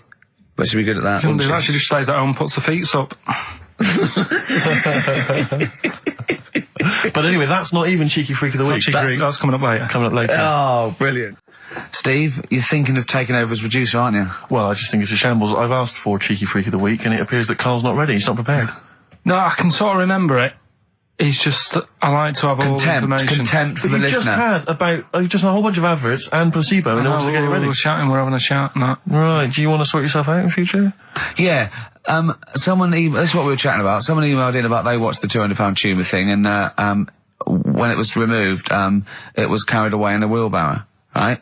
Carl said, what, even when she had it removed, she still carried it round in a wheelbarrow? And he went, I thought it's sort of like she'd become attached to it. You definitely are my favourite thing in the world. It's great. Look at the way he's looking back. But I think they're all the same. The people, I have had more emails about people saying I watched the £200 tumour and I shaved me arse than anything else. When we ask questions we come about up with science, we talk, yeah. Nothing, science. Concept, we talk about political issues. One person emailed in, they said, I tuned into the £200 tumour documentary. It looked disgusting, I couldn't watch for long. What were you expecting? Yeah. That they might sing and dance? Do a little show for you? Anyway, so these are really your listeners, Carl. Now, I think do you know what I mean? You sort of, you find your niche, you attract your. I think me and Steve are pretty much just here. I think the people that we had in the early days, Rick, they've long since abandoned us. They jumped ship. They've got jobs. Yeah, they've got jobs. They're out now. They've been released. Exactly. Yeah, they're getting their life back together. Carl, Come on then, what's Carl. the situation with Cheeky Freak? I've got like a couple of bits. Like I say, I haven't got the in-depth stuff that I know. Oh no, because usually it's it's pretty scientific. Exactly. Yeah. Do the jingle. We've come up with a new one, haven't we? The Freak, say chic. Cheeky Freak of the Week. Right. Well, couple of bits. I don't know which one to use as the main feature for this week. It's that good, is it? Well, there's been another one born. What? Little kid. Who on? 4 eyes. Insult. Just a guy who wears glasses. Come on. 4 eyes, 2 noses, 2 mouths. That's weird, isn't it? This bloke, did he also have 2 heads, 2 bodies? Sort of born sort of slightly separately? He wasn't stood next to a mirror? No. It's weird, that, isn't it? That's all you've got. I love that. That's weird. I wish the doctor said that. Well, Mrs. Parks, kid's got 4 eyes and 2 noses. Weird, isn't it? Any clues? Any clues? So that's it. That's all the information. Well, I'll tell you what, that again, shouldn't be the main one. Okay, I've answered but like I say, what's the idea of this feature? What do I say all the time? Dunno. I always say, think about it. Think about what that would be like. Okay. What? Giving birth to him? No. Being, I think it's a girl. Being like her. 2 mouths. 4 eyes. What would that be like? Mad, innit? I don't know what this feature is. I don't know why. Is there another one? Is that, you said that? I hope everyone took the opportunity there during that silence to just think about what it would be like. I know I was. What? Could she talk with a mouthful? What? Is that allowed? Because she's got 2 mouths. Yeah. Would that be alright in her house? She'd be eating. Yeah, she could talk with one mouth and eat with the other, I suppose. Well, listen, the main one, right? You've thought about that. That's good. The main Cheeky Freak of the Week. I haven't got all the details. Smallest person ever. Right? How big would you say that is? Carl is now sort of like holding his hands up like a fisherman, long ways. That's about 1 foot. Right. Smallest man in the world. I printed the thing off and I can't find it. There's a little picture of him. Right. The odd thing was. But why have you asked me how, did it say, or was it a picture of him? I didn't really read it. Of course you didn't. Jesus. I just saw it and thought, that's... What, you straight away assumed it was natural size? No, it was that big. But what do you mean it was that big? Little fella, like that. But why are you doing that? What? It was a page with a little fella. How do you know that was natural size? No, it was, because he said it's world's smallest man. And the funny thing is, I've read the first line. I always read the first line. It said, "World's Well smallest done. man." Well done. The weird thing is, it got an head like a light bulb. The shape of it, apparently. I don't know if that's got anything to do with his shape and size. God. That big. His name's Mr. Watts. And the annoying thing is, what got me is, if you're that big, right, don't have your picture taken next to a fruit bowl. Why was he having his photo taken next to a fruit bowl? Don't know. Whoever the photographer was, obviously having a bit of a laugh. Yeah. At his expense. Because you would just stand in the middle of nowhere, you'd look normal and that, but he was stood there, just leaning on an apple. Leaning on an apple? What is this? In what world do you inhabit? This was on the internet. Leaning on an apple? Was it Tom Thumb? What is this? Are you sure it wasn't some sort of sci-fi show they're advertising? No, it was leaning on it. Can you just lean on the apple? Just lean on the apple there. Do me a favour, you stand next to my chihuahua. You're not taking the piss, are you? No, not at all, no. Would you mind leaning on this matchbox? Yeah. Leaning on an apple. And that's what, so he just said he's the world's smallest man leaning on an apple. Smallest man, said about his head being like a light bulb, I don't know what that meant. And I just thought, right, that'll do. That's that sorted. Cheeky Freak of the Week done. I think that was on like Monday. Right? I found that. I thought that's done. Printed it off. Forgot to get it off the photocopier. Someone's nicked it. Play a record. You got to... You know, it's just... Steve. No, can I just say no, Carl, please. If I say, let's have Cheeky Freak of the Week, and you haven't done your research, you haven't got the information, just tell us you can't do it. But don't lead us on. Don't say things like on radio. Hold your hand up to me and go, how tall is that? It's nothing. That's radio. Nothing. It's nothing. I think it was that big because he was leaning on an apple. It's not enough information. But, imagine Trevor McDonald coming on, going, some news, some stuff. How big's that? How big do you think that is? Yeah. Because there was a fella, coming up after Chris Tarrant. Play a record. I'm angry. I'm actually angry. And if Monkey News is in any way similar, you've really pulled your finger out with that, have you? Mm-hmm. Good. Let's have Rockbusters answers next. Educating Ricky, it was a feature. Well, actually, about a year ago, I started a feature called Educating Karl because we found out he had 1 E at O level at history. And I'd educate him on things like Rasputin, things that I thought he'd be interested in. You know, Winston Churchill, some of the greats, some scientific facts. And then I said, it's your turn. And he started telling me about people born without legs. Some people have got a funny eye. There's a woman whose tongue's longer than her arm. And really, you know, turning the screw on education. Yeah. So I don't know what he's got for me today. Maybe a dog born a cat. Let's have a look. We've done that one. We've done that. Is there, because often we should point out there's sometimes a crossover between Educating Ricky and Cheeky Freak of the Week, just in terms of subject matter. Yeah, so we've done Cheeky Freak of the Week, we've done all the freaks. What have we done with the Freak of the Week? There's a dog. There was a woman that had the back legs of a dog. There was last week. What was last week? It was the girl who was born with 4 eyes, 2 mouths, and 3 legs. Sure. You weren't that impressed. I thought if we've got to that and it's not impressing you. We are a tough audience. Let's spin it. Let's move on. What's the point? Well, it was funny, wasn't it? And it wasn't offensive. Not really. It's not some of the best stuff that would have ever gone out on this show, but, you know. Right, what are you putting up against, exactly? Cheeky Freak of the Week? Well, that springs to mind. Yeah. Rockbusters? But I mean, the thing is, you know, the things that you have put out there, I mean, we better be really careful. Who's worried about complaints? I mean, it's not just swearing, is it? It's taste and decency and everything. Yeah. So, we can't laugh about the disabled anymore in the Cheeky Freak of the Week. Can't do stories about elderly relatives with genitals looking like a split tennis ball. Right.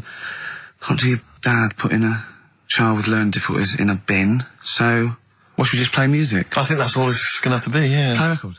Listen, we're doing Songs of Phrase today, because Rockbusters has gone. What was Songs of Phrase again? I can't remember. I think I've blanked it out. Yeah. When we do, something that's been said a few times on the show. Right. Right? It's been said a few times. I'm scared of Andy Phillips. I need my job on it. Go on, sorry, you were speaking, Karl. So we take a phrase from the show, right, and just get songs, like the words from the songs, edit them together so something it's like that phrase. Yeah, something like that. Yeah, okay. Yeah, no, just go on. Sorry, go on, Karl. Come on. So are we doing it? Sorry, so what's the phrase you've come up with? Phrase is no more Cheeky Freak of the Week. No more Cheeky Freak of the Week. Is there not? We're not having that anymore. Well, no, because it's offensive, and if we're worried about offending people, to talk about people with disabilities, Well, yeah, like, but that's like what conjoined annoys me. twins and women who are born with like deformed legs, was and you call never- them dog woman. It So wasn't- you know, you've got to be careful. You've already insulted Christ. Let's not do disability. Let's do songs of praise, shall we? Cheeky Freak of the Week was never out to offend anyone. No, it was to make you No, I realise swear, how we don't lucky. try and offend people. We try and entertain them. Right, do you know the funny thing is? Right, you're saying about, being cruel about people and stuff. It goes on all the time. On the news the other night, do you know those Siamese twins that didn't make it through the operation? Yes, yeah. Right? And this is why I'm stopping it, because I don't want people to think we're having a go at disabled people and stuff, right? On the news, right? Yes. Before that operation, the doctors said, we're going to try and sort this out. All the doctors are going to get their heads together. Is that a good phrase to use? Yeah. Yeah. See what I'm saying? Carl, play a record. No, I'm Play a just... record. Are you offended, Rick? Are you? Oh, you've offended Ricky Gervais. You're the one that's... That's Yeah, but I'm saying, we're not out to offend anyone, yet it's always going on. People are always having a go. entertain. Please don't bring it down. Play a record. No. I hate him. Songs of Phrase. It's the mighty return of Songs of Phrase. No one has requested that. It's not due to public appearance.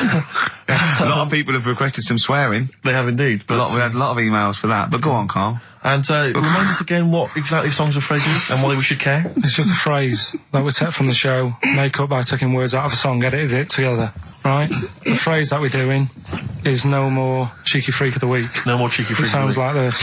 No more Cheeky Freak of the Week. Right, so... No, that's nigh on impossible. Play again. You got to email in. You got to email in with all the songs that you can hear there, right? I think there's 5 songs. And we in just total. want the names of the songs? Yeah, that'll do. Okay. All right. So we just hear it again? No more Cheeky Freak of the Week. All right. Yeah, It is good. It's probably one of the best you've done. It's very tricky, though. That's not too tricky. Play it again. No more Cheeky Freak of the Week. And odd little things on there. I think it's probably worth a listen. So not bad prizes at all, Carl. Let's play it again. No more Cheeky Freak of the Week. Well, we started that going. Just the artists then. ricky.gervais@xfm.co.uk. ricky.gervais@xfm.co.uk. Once more, Carl. No more Cheeky Freak of the Week. See, it's great. Yeah, not bad at all. A little bit of elbow. Nice to hear that again. This is the one Red. XFM 104.9, Ricky Gervais. Sure. It's that theory, actually, right? Do you know how I've said before about babies, right? Yeah. But like little old people. Yeah. There was, No, another of the great theories. No, the fact that, you're born and you sort of, you got no teeth, you got a little bald head, you can't control your bodily functions and that. Sure. Then you get to like... Sorry, 70. you're describing yourself? Yeah, I was saying, you've got a dangerous No, ground, I'm aren't just you? saying, that's how you're born. Yeah. Then you get to about 70 or whatever. Yeah. All that starts to happen again, doesn't it? Right. Yeah. Now, there was a story in America about, just backing this up again, 70-year-old fella. 70-year-old fella, okay. Little bald head. Yeah. Right? Probably no teeth. And that. Probably, yeah. Nappy and that, right? Yeah, probably, yeah. Goes into... Not a 70-year-old's pop the old nappy on your 70th birthday, take your teeth out. Goes into an off-licence to get some beer. Doesn't get served because they didn't think he was old enough. Right. Okay. Right, okay. Wait. Right, Carl's back. Wait a minute. No, I'm Sorry, okay. so they thought he was a giant baby that had walked into an Forget off-licence. it. Weird, isn't it? Steve, forget it. Carl, please. I need Carl to answer. No, that's the story, but it's weird, isn't it? Listen, though, we were talking about depressing news, right? And with that kid and what have you. Yeah. You see that thing in the week? There was 3 bits of depressing news, right? There was one, an old woman who swallowed a fork. An old woman who swallowed a fork? Yeah, did you see She's that? dead, the dork. An old woman swallowed a fork, so what did she swallowed a spoon? Why did she... Yeah. Swallowed a spoon When she followed a spoon. What's her name? She, swallowed a cockroach. Right. Sorry, whoa, is this the old rhyme Sorry, now? is this a rhyme that you've got slightly wrong? No, You've changed dog for fork. This is the truth, is it? This is what you read? Oh, no, yeah. Sorry. Yeah, don't never confuse the two. This is what you read on a spurious website or some mentalist No, hang on, sorry, emailed you. just before you move on from that, there was an old woman who swallowed a cockroach. Yeah. And in order to get the cockroach out, she swallowed a fork? It doesn't rhyme, but it's good. She tries to get it out. With a fork? She went, what have I got? I'm thinking she's in a kitchen. Yeah. That'll do. She grabs that, she tries to get it out, and she lets go of it. And it goes, swallows a fork? Yeah, It was in the paper. The terrible thing was, it was a gardening fork. it was awful, you know. Or is that stupid? That'd be stupid if it was a gardening fork, wouldn't it? I'll tell you what annoys me though with things like that. 'Cause in the paper, it was, well, you do, and everyone knows that. You do, honestly, no. Right? You do me head in. People, the way people say it must be great working with him. Must be brilliant. No one it's not, says it's that. a nightmare. It is a nightmare. Get on with it. Go on I with can't be Carl. bothered now. Let's just play something. Because I'm interested. I'm interested. Yeah. Seriously, I am. Come back after this. No. Let me finish the story. Come on. Long links. I'll tell you in a bit. I'm getting annoyed. I'm getting so angry. Alright, the player record of this. Right, okay. Now, you were going to tell us something before we started winding you up. What were we talking about? We were talking about the old man who was mistaken for a small child. It was actually, the 70-year-old who they thought was underage. Right, so then we got on to, right, so the old woman, I was saying, she ate a cockroach. Right? She ate a cockroach, yes, by mistake. How did she eat a cockroach? Why was there a cockroach? She was cleaning up, it jumped in her mouth. Right. So she immediately, the first thing she did was immediately grab a fork and plunge that down her throat. Yeah. Well, no, maybe not immediately. I mean, she tried other methods. She tried plastic spoons, her fingers, maybe washing it out, maybe going, oh, I nearly swallowed a cockroach. Did she try that one? How horrible. Right, so anyway, the fork went down. Yes. And it's got this picture in the paper of, like, the X-ray. And you can see the fork just, like, going across like that. Yeah. Wow. That's mad, isn't it? Yeah. Well, it was, where the fork was in her abdomen, was it? On X-ray? Yeah. Are you sure she swallowed it? You sure she didn't just say that to the doctor? Like, how did it get in there? And you got a fork inside you? No, I know what you're getting at. Because I remember years ago, do you know Dr. Steele?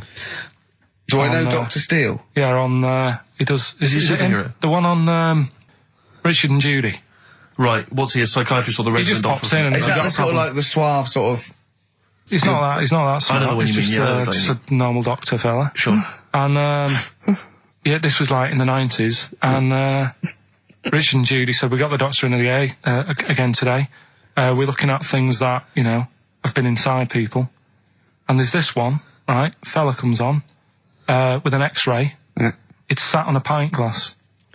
It's sat on a pint glass? Yeah. That's what... He hadn't had it. Sat on a pint glass. I remember that story that, was published, about the bloke, and this is the excuse he gave, to a doctor when he had to go and have something removed. It was, a bottle of sort of HB sauce or something up his, what word can we say in case Andrew's listening? You don't need to, people know what you're saying. Okay. Right.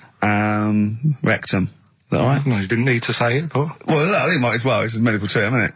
Doctors say rectum, don't they? Anyway. So the doctor got it out, and the excuse, he said he'd been shopping, been to Safeways, he bought his shopping home, and he popped the shopping on the front step, and he realised he's locked himself out. So he started to shimmy up the drain pipe, but his trousers and pants fell down while he was climbing, and he slipped and fell on the HB sauce bottle, right? And that was the note thing, right? And the doctor had put at the bottom on his notes, this would be somewhat more believable if Safeway sold their HP sauce with condoms already attached. Wow. Well, God. very bizarre. Why did he put a condom on it? No idea. To use it again on his chips. So he didn't just buy it to have a quick, Yeah. He thought, well, I don't want to waste HB sauce. Sure. I mean, I use it up the arse, then I got on the chips. Safe sauce. I always practice safe sauce. Always have safe sauce. Should we bring back no, can't do Cheeky Figure of the Week. Play some ads.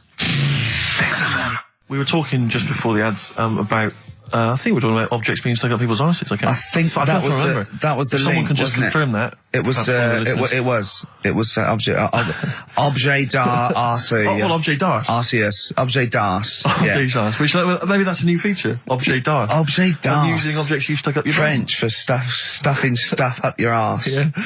It's like they had a hook. Yeah. Why don't they have a glove? A hook is never a glove. It's not a practical enough thing. It is if you're abseiling between two buildings in a hurry, because then you can just use it straight down the wire. But a hook is such a grotesque thing. I mean, because I don't have a go at them. But I mean, there's no one except that weird guy who's up in North London who's still got a hook for a hand. Well, I think it is useful. It's good. Well, no, it's good for carrying bags. Yeah, carrying shopping. Do you think that was the concern of pirates?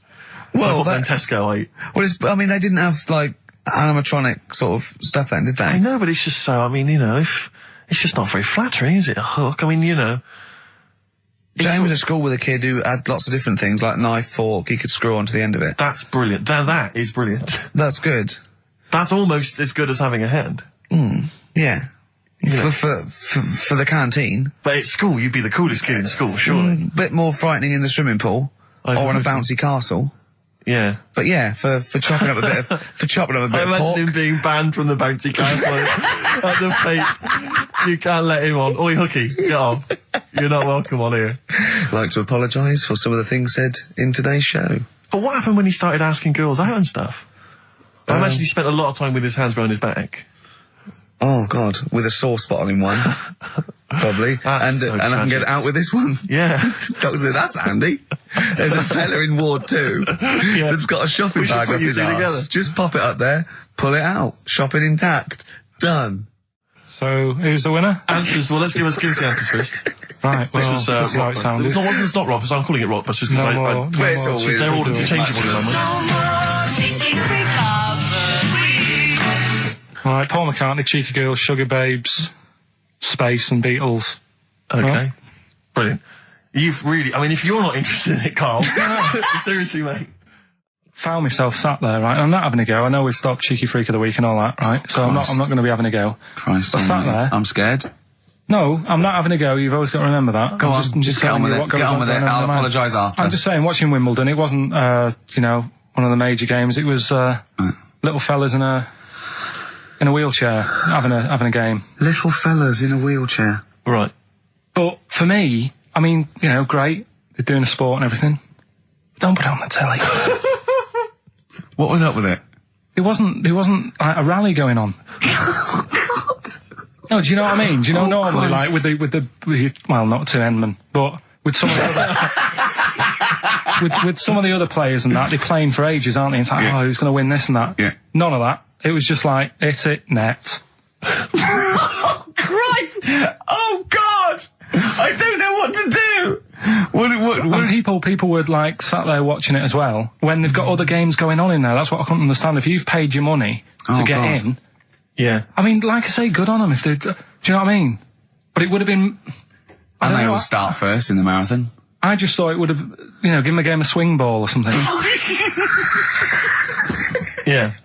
You know what I mean? No, yeah, I understand. Oh, God. Yeah. There's never anything XFM in the community. Did anyone confirm, actually, I had an email earlier, swing ball? No, I'm not having a go, though. Tell them. This is what I'm like, aren't I? Sorry, this is recording you as well. What do you mean I'm not having a go? Tell them. Do you think you just said that to me? Do you think you haven't got a microphone? You just said to London, keep wheelchair sport off the telly because they can't get a rally going. You called them little fellas in wheelchairs. What? And I meant to go, what Carl meant was... What? They can hear you as well. Yeah, I know. It's just that they might think that I'm having a go, and I don't want them to. That's why I stopped Cheeky Freak of the Week, because some people got the wrong end of the stick. Right. And what have you. So, it was funny that a woman was born with deformed legs. They might think you were taking the mick. So anyway, I just was wondering if anyone could confirm. We had an email earlier, I forget who sent it in, but thanks very much indeed for it. They said that the Paralympics began this week, and apparently during the opening show, the entertainment was provided by Riverdance. Now, I don't know if that, I can neither confirm nor deny that, but it does seem rather tactless. Let's play a tune. Ricky Gervais. Don't put my name to this last link. Don't put my name to this last link. Ricky.Gervais, xfm.co.uk. Oh. Magic, Virgin, if you're listening, we are available probably sooner than we thought. It was alright, I'm a bit worried. Like I say, the last thing that we just talked about, I don't want people thinking, we're having a go at anyone, because it does do me head in. Because I'm the one who always has to deal with it as well when people do. What? We're just having a chat about tennis and stuff. Yeah, the little fellas in the wheelchair, as you put it. Yeah, what are you worried about? Just that they think we're having a go on that, because sometimes I do have to take calls and deal with it, all this stuff, right? You don't see that. You don't see the hassle I have to go through. No, but I don't often say things where I'm likely to get a complaint from someone. But I'm just saying it wasn't meant to be taken badly, do you know what I mean? You're allowed to say you thought that the quality of tennis, because they were confined to a wheelchair, was poorer than, say, Sampras versus Agassi. I don't think that's in question. It wasn't as good a game of tennis. That's what all you were saying. You weren't saying they shouldn't play or... Wreck the grass. Right mess. Well, stop while you're ahead. I'm just saying as well. I can confirm, incidentally, we've had several emails, I can confirm that Riverdance opened the Paralympics in Dublin recently. So I'm sure that was very good, very entertaining. Leave it then. Yeah, no, I'm sure it was entertaining. They're very good. Who was it that thought? Was it Jimmy that thought it was short for Paraplegic Olympics? Really? I've no idea. Yeah, it's Parallel Olympics, isn't it? It's yeah. Right. But as we pointed out, that would be pretty much blow football. Yeah. There wouldn't be many sports in the Paraplegic Olympics. It stands for Parallel Olympics. I'm educating, Carl. Don't let me like that. I'm educating. I'm not saying funny little fellas in wheelchairs putting up the grass. What? I'm always educating. I'm always telling you about stuff that I learn about and that. That you get off hand and over, and it's about a monkey who became king. No. So No? Have you got monkey news this week? Got a little bit of monkey news coming up. What does he do? Drive to Spain, rob a bank, or get married? No, we've done all them, haven't we? We have done all them. Yeah, it's a good one. It's a good one. And in fact, it's a bit related to what we've been talking about in a way. Oh, God. I've had a lot of emails, actually, people saying, Carl, please don't leave, we don't want to see the show ending, blah, blah, blah, blah. We've had a couple of calls bringing back Cheeky Freak of the Week. And do you know what Carl said? He said, a bloke on the phone said, oh, bring back Cheeky Freak of the Week. He went, can't. I don't know, you know. And he went, oh, go on. He went, well, no, I had a story today. A fella born with 2 dicks, but I can't do it. Now, Carl, you cannot not do a feature about a fella born with 2 dicks. Well, look if we need it. I mean, how much more have you got on the Chinese? We're done. We've done that. We've nailed Chinese. We've done it. That's done. That's put to bed. Fella with 2 dicks, please. No, we might get round to it later. But, like I say, Cheeky Freak of the Week. Sort of, we've put that on hold at the moment. Sure. Right.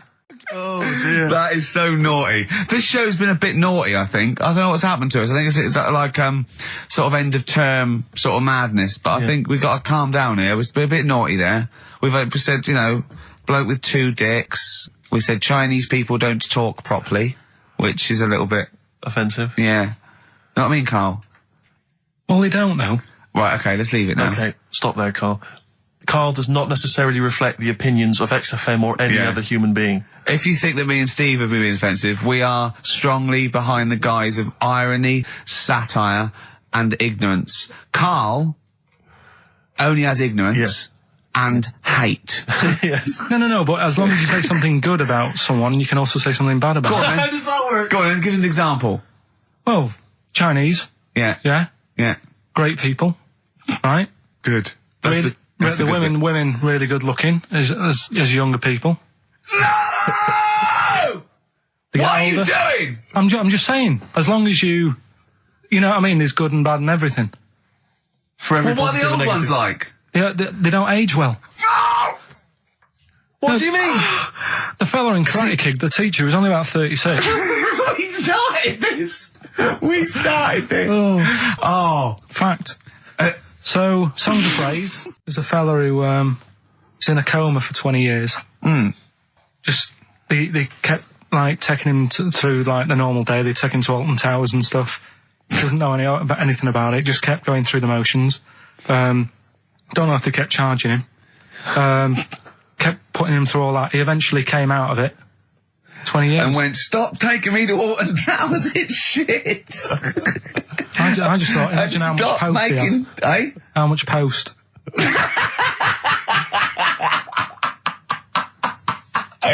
Oh, Did you read about that guy in the paper, Carl? He, sorry, on the internet. He in about, I think it was about 1984, 85, he had a terrible car accident. But this must be it. He went into a coma. This must be what he's talking about. Well, they didn't take him to Alton Towers. Of course they didn't. but you've got to try and decipher the truth from the conjecture, from the thing that I mean, don't forget, Karl realises that he's had a dream. He talks to Suzanne and goes, that was good, wasn't it, last night we were in the plane? She goes, no, that's a dream. He goes, oh yeah, where's my cornflakes? You got to, you know what I mean, I can now decipher what he's actually seen, what he's read. But go on, what did you... Well, I'm assuming it's the same guy. It is the same guy. It was a guy in some small American town, and he'd had a car crash and he'd gone into a coma, and his wife had left him. She'd gone on with her life because he'd been in a coma since then, and he had just woken up recently. Marriage wasn't working. Marriage wasn't working. He just wasn't paying enough attention.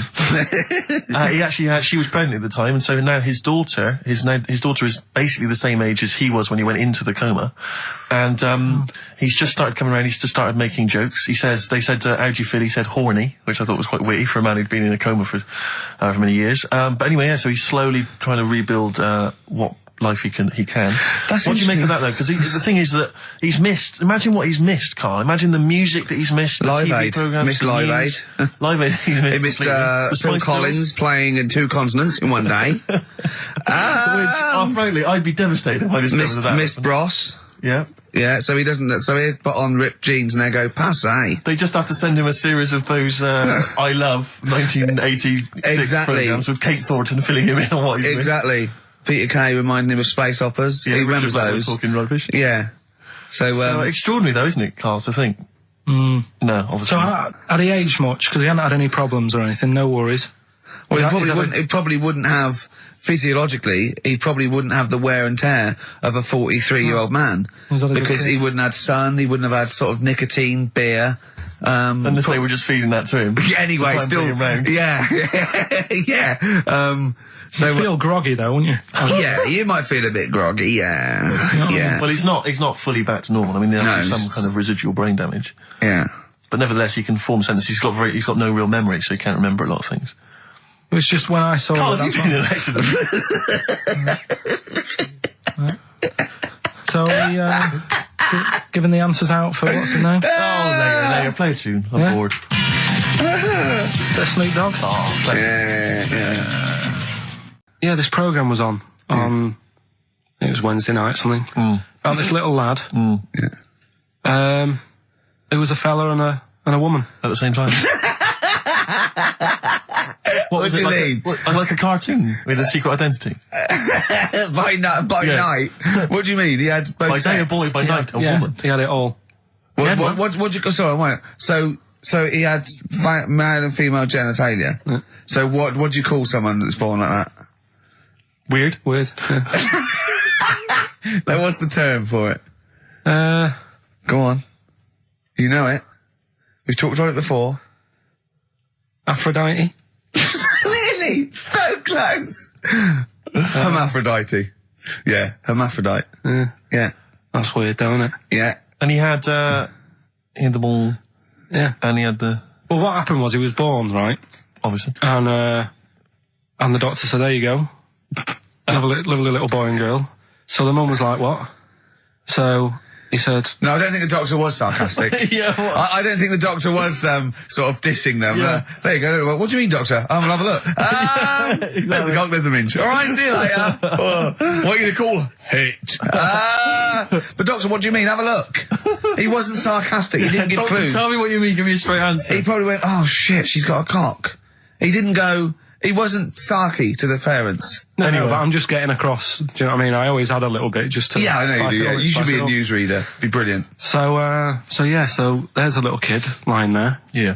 And the mum says, you know, what am I going to do then? So the doctor... I mean, I'm condensing this. It was like an hour long. Sure. Yeah. So he says, she said, what will I do? And the doctor said, well, he's not sort of well hung.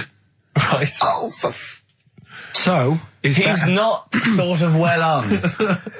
This doctor I assume has been struck off since for saying these things. It was a real doctor. It wasn't Dr. Fox. Yeah. Right. So the doctor said, so I recommend that we make it a woman. Right. So they sort of do a little bit of jiggery pokery. Yeah, a little bit of work. I don't think that's true, Karl. No, it is. It was on the programme.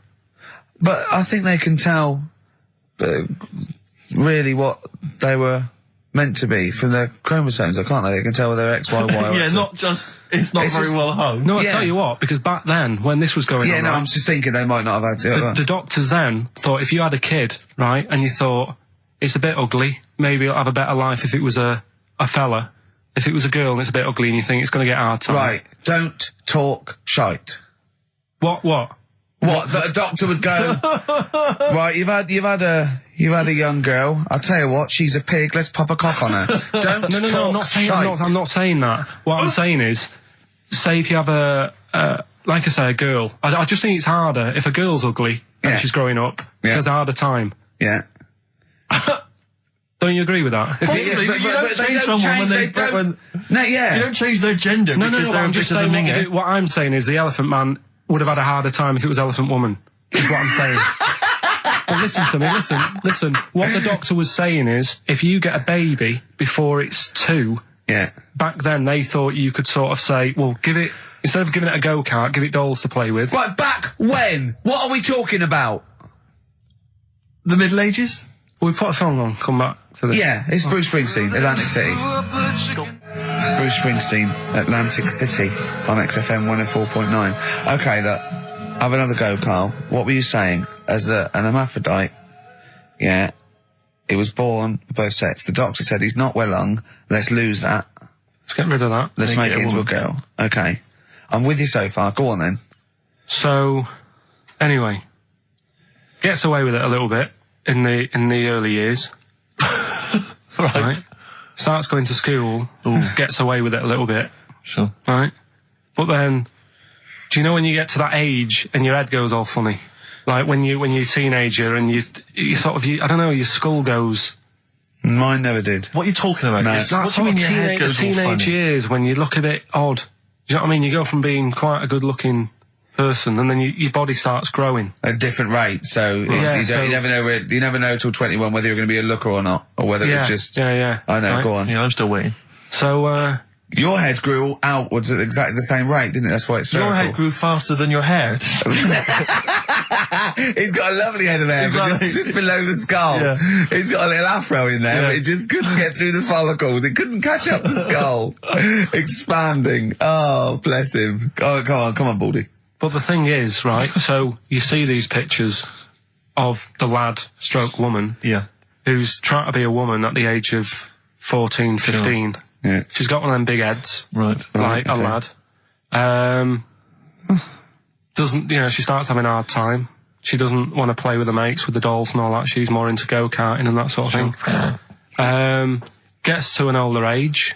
Yep. Decides to go back. Is now sort of with a woman and having a life of a fella. But did the doctor keep it for him in case he needed it? No, he's had one put on though. Has he? Where'd he get that from? Dunno, maybe that bondage shop. What do they do when they do that? Do they put on a... What do they do? Maybe someone could call in and tell us. If you're a woman, and you have a... Do you want to speak to someone who's got that information? Yeah, I do want to know. What do they If you've use got that information, I don't want to talk to Do them. they construct one? Do they construct it? From plasticine? Or do they whack on a dead one? What? What? Whack on a dead one? Yeah. What? What? That's not, it's not, what do you mean? No. When a woman has a knob put on... Yeah. To have a sex change, where do they get it from? Is it constructed? Do they find, like, I don't know... From a donor. A donut? From a donor. Oh, well, yeah. A donor? A donor, yeah. Yeah, but presumably it's like... Maybe there's someone who after wants they're to become... dead, I mean. No, I thought maybe very few people... It's not like giving someone a kidney and then sort of like celebrating maybe with if you're them. a guy and you want to become a woman, you've That's got one to true. spare. That's true. Yeah. But a swap. Yeah, just do a little swap, probably on the internet or something. Or Noel Edmonds. What do you mean? On Swap Shop. He's not a man. No, but he could go, we got a fella here who, got a lovely, nearly new, unused penis. Yeah, Keith Chegrin out in kind of Bognor Regis. Wants a couple of tits and a fanny for that, so, call in. It is weird. I mean, I don't want to go on for this too long. We've probably got about a minute left for the first half hour, and I reckon should can this sort of... What, 30 minutes of genital talk? That's enough just on a quickly, Saturday afternoon? there's one in a museum. I think it's like that London Museum. What? One what? Well, do you know like how people are buying weird stuff and that to put in museums? Yeah. There's this device that, I mean, think about it, years and years ago they used to torture people, didn't they? Yeah. Really badly. And the device Yeah, that there's, they've got... there's no real good torture, but go on, I see your point. Yeah, but this device, right, think about it, you've done something really bad years ago. Yeah. Right, and you're thinking, oh, what are they going to do? Do you know what I mean? Could do anything here, it could be the end for me. The device they've got is this thing that you put on your bits, as a fella, and it's sort of metal, so it means you can't sort of, you know, get excited. It puts a stop to you, sort of... That wasn't a torture device. I think it was a Victorian thing to stop adolescent boys wanking. They used to have things like wrist things as well with, like, spikes on them. It's not a torture device. Is it not? Well, not really.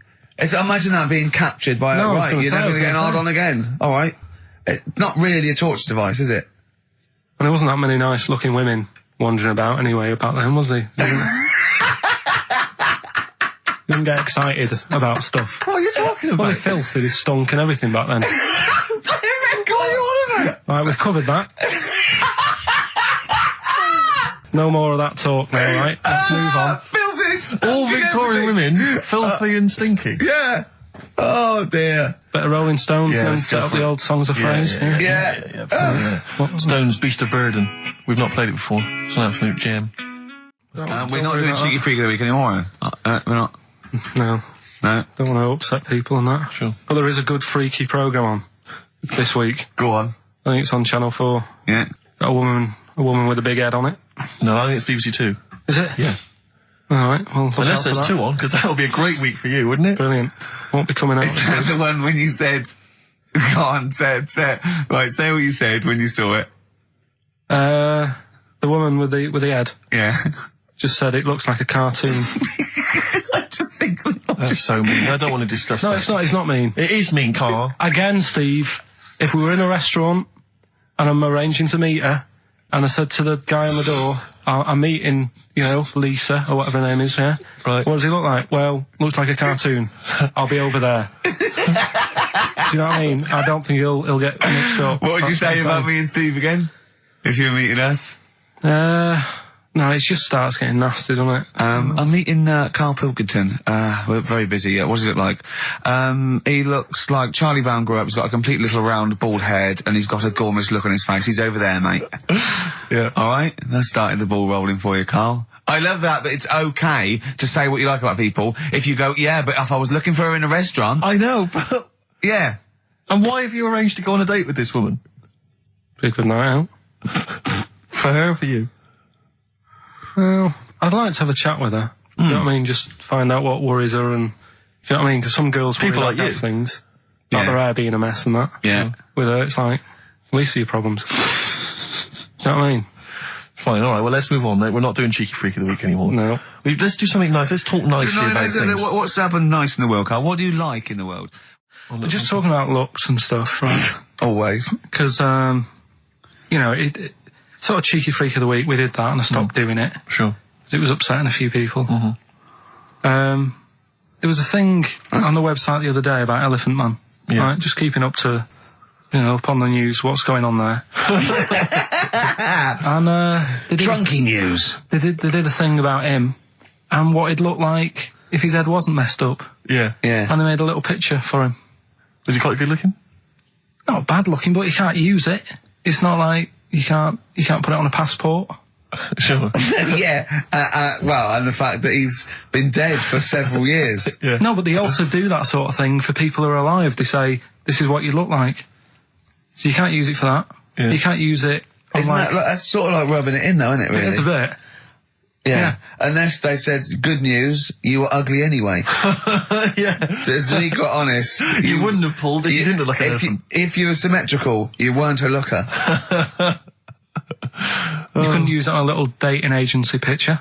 This is what I look like. Yeah. This is what I would have looked like. And they phone up and go, I'm intrigued, what do you mean would have looked like? Well, I'll see you, as we said, 7 o'clock. How will I recognise you? I'll be eating buns. Yeah, look for the giant cauliflower. Yeah, in a coat. Exactly.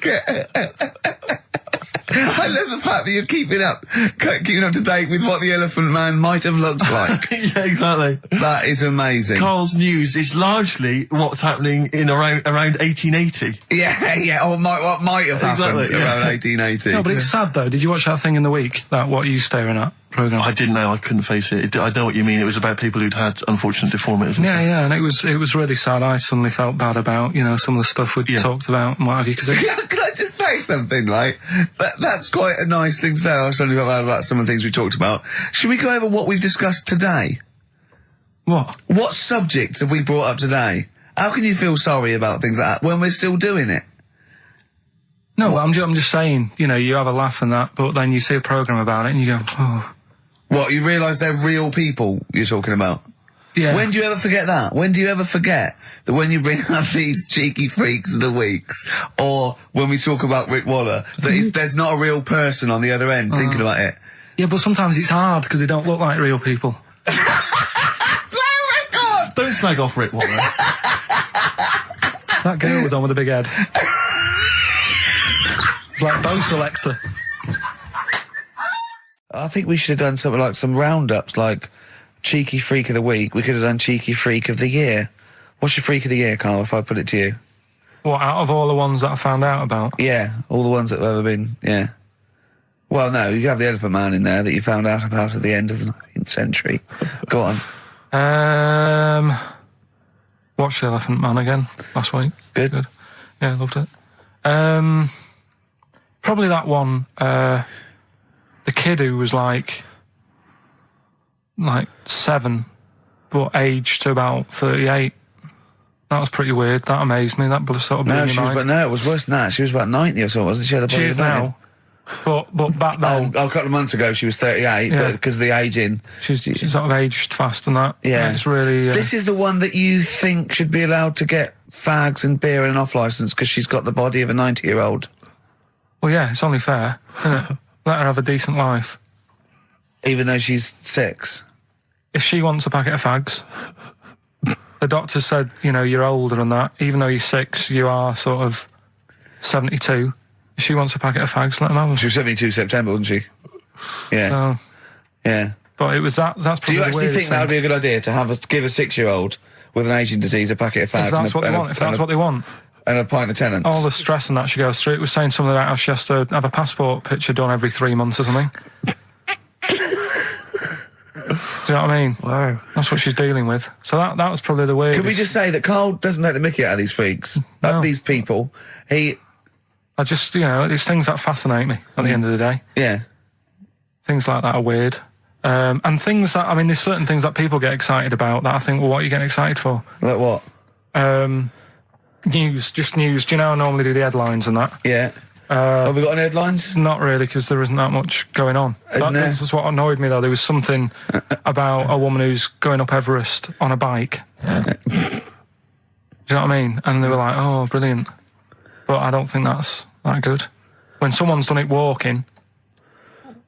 Where would the woman who complained about you come in the years chart? That's the woman with the enormous head. Lest we forget. She took offence to some of the comments you made on the show, and rightly so. I was out of order, and, you know, so I'm sorry about that. Yeah, well, I'll just explain again that Carl, I mean, it's the Freak of the Week is sort of like more of a punchy catchphrase than a derogatory term, and Carl's fascination and childlike. I mean, I think we'd have to include Carl in the roundup. Yeah. I mean, it'd certainly be in the top 10. I think the fact that she didn't sort of pursue any official complaints means that, you know, she's a bigger person than you, Carl. Yeah, really, because, you know... Certainly, you know... Well, you know, so... Headways. She is. Carl, you're going to do some news stories, I think. Well, like I said, there hasn't been that much going on. There's a story about a fella who hasn't eaten for 70 years. Right. He hasn't eaten. Is that that's all the information you're going to give us? Yeah, hasn't eaten for 70 years. Hasn't had a drink, but he's all right. That's rubbish then. Next. It's not rubbish. Yeah, it is, yeah. Next. Well, what is it? How is that? How is a man not eaten or drunk for 70 years? It's that thing, isn't it? Your belly gets used to it or something. Steve, has he misinterpreted it, or is it rubbish? Well, it does, to be honest with you, it doesn't actually offer any explanation. It just says that that's what happened. Right, so that's rubbish. It doesn't go on to anything else. A woman's had 6 organs transplanted. Woman needed a new kidney, a new heart, a new stomach, a new liver, new kidney, intestine. Does that mean that she's the same woman? I know. You'd just say forget it, wouldn't you? Yeah. Wouldn't you though? Well, not really. You know, the organ is just a lump of tissue. If you're that knackered, call it a day. And don't waste time with that. Yeah. And good advice. There's a woman who hasn't slept for 8 years as well. Well, that's impossible. Again, you want to see that, Steve? Yeah. So that's the news for the week. Yeah, all rubbish. Turn Next. Do you want to apologise once more for anyone you might have offended over the year? Yeah, like I say, I never upset anyone. We're just chatting about stuff. It's just chatting. It's from the heart. You see something, you say, "Oh, it looks a bit like so and so," or "Isn't it a bit?" You're not really, you know, you don't really try and hurt anyone's feelings, do you? But I think most people know that. And I've got to apologise for laughing at anything you say. I actually can't help it. Again, it's not vindictive, but when Carl comes out with some of the things he says, it's impossible for me not to laugh or react. So, have a Merry Christmas, everyone. Well, before that, Rick, is there some final, for the year, Monkey News? Tell you what, let's play a good song. Okay. Right, we'll have a bit of Monkey News, and then that's it. A bit of Amy Mann, then. Perfect. Brilliant, this one.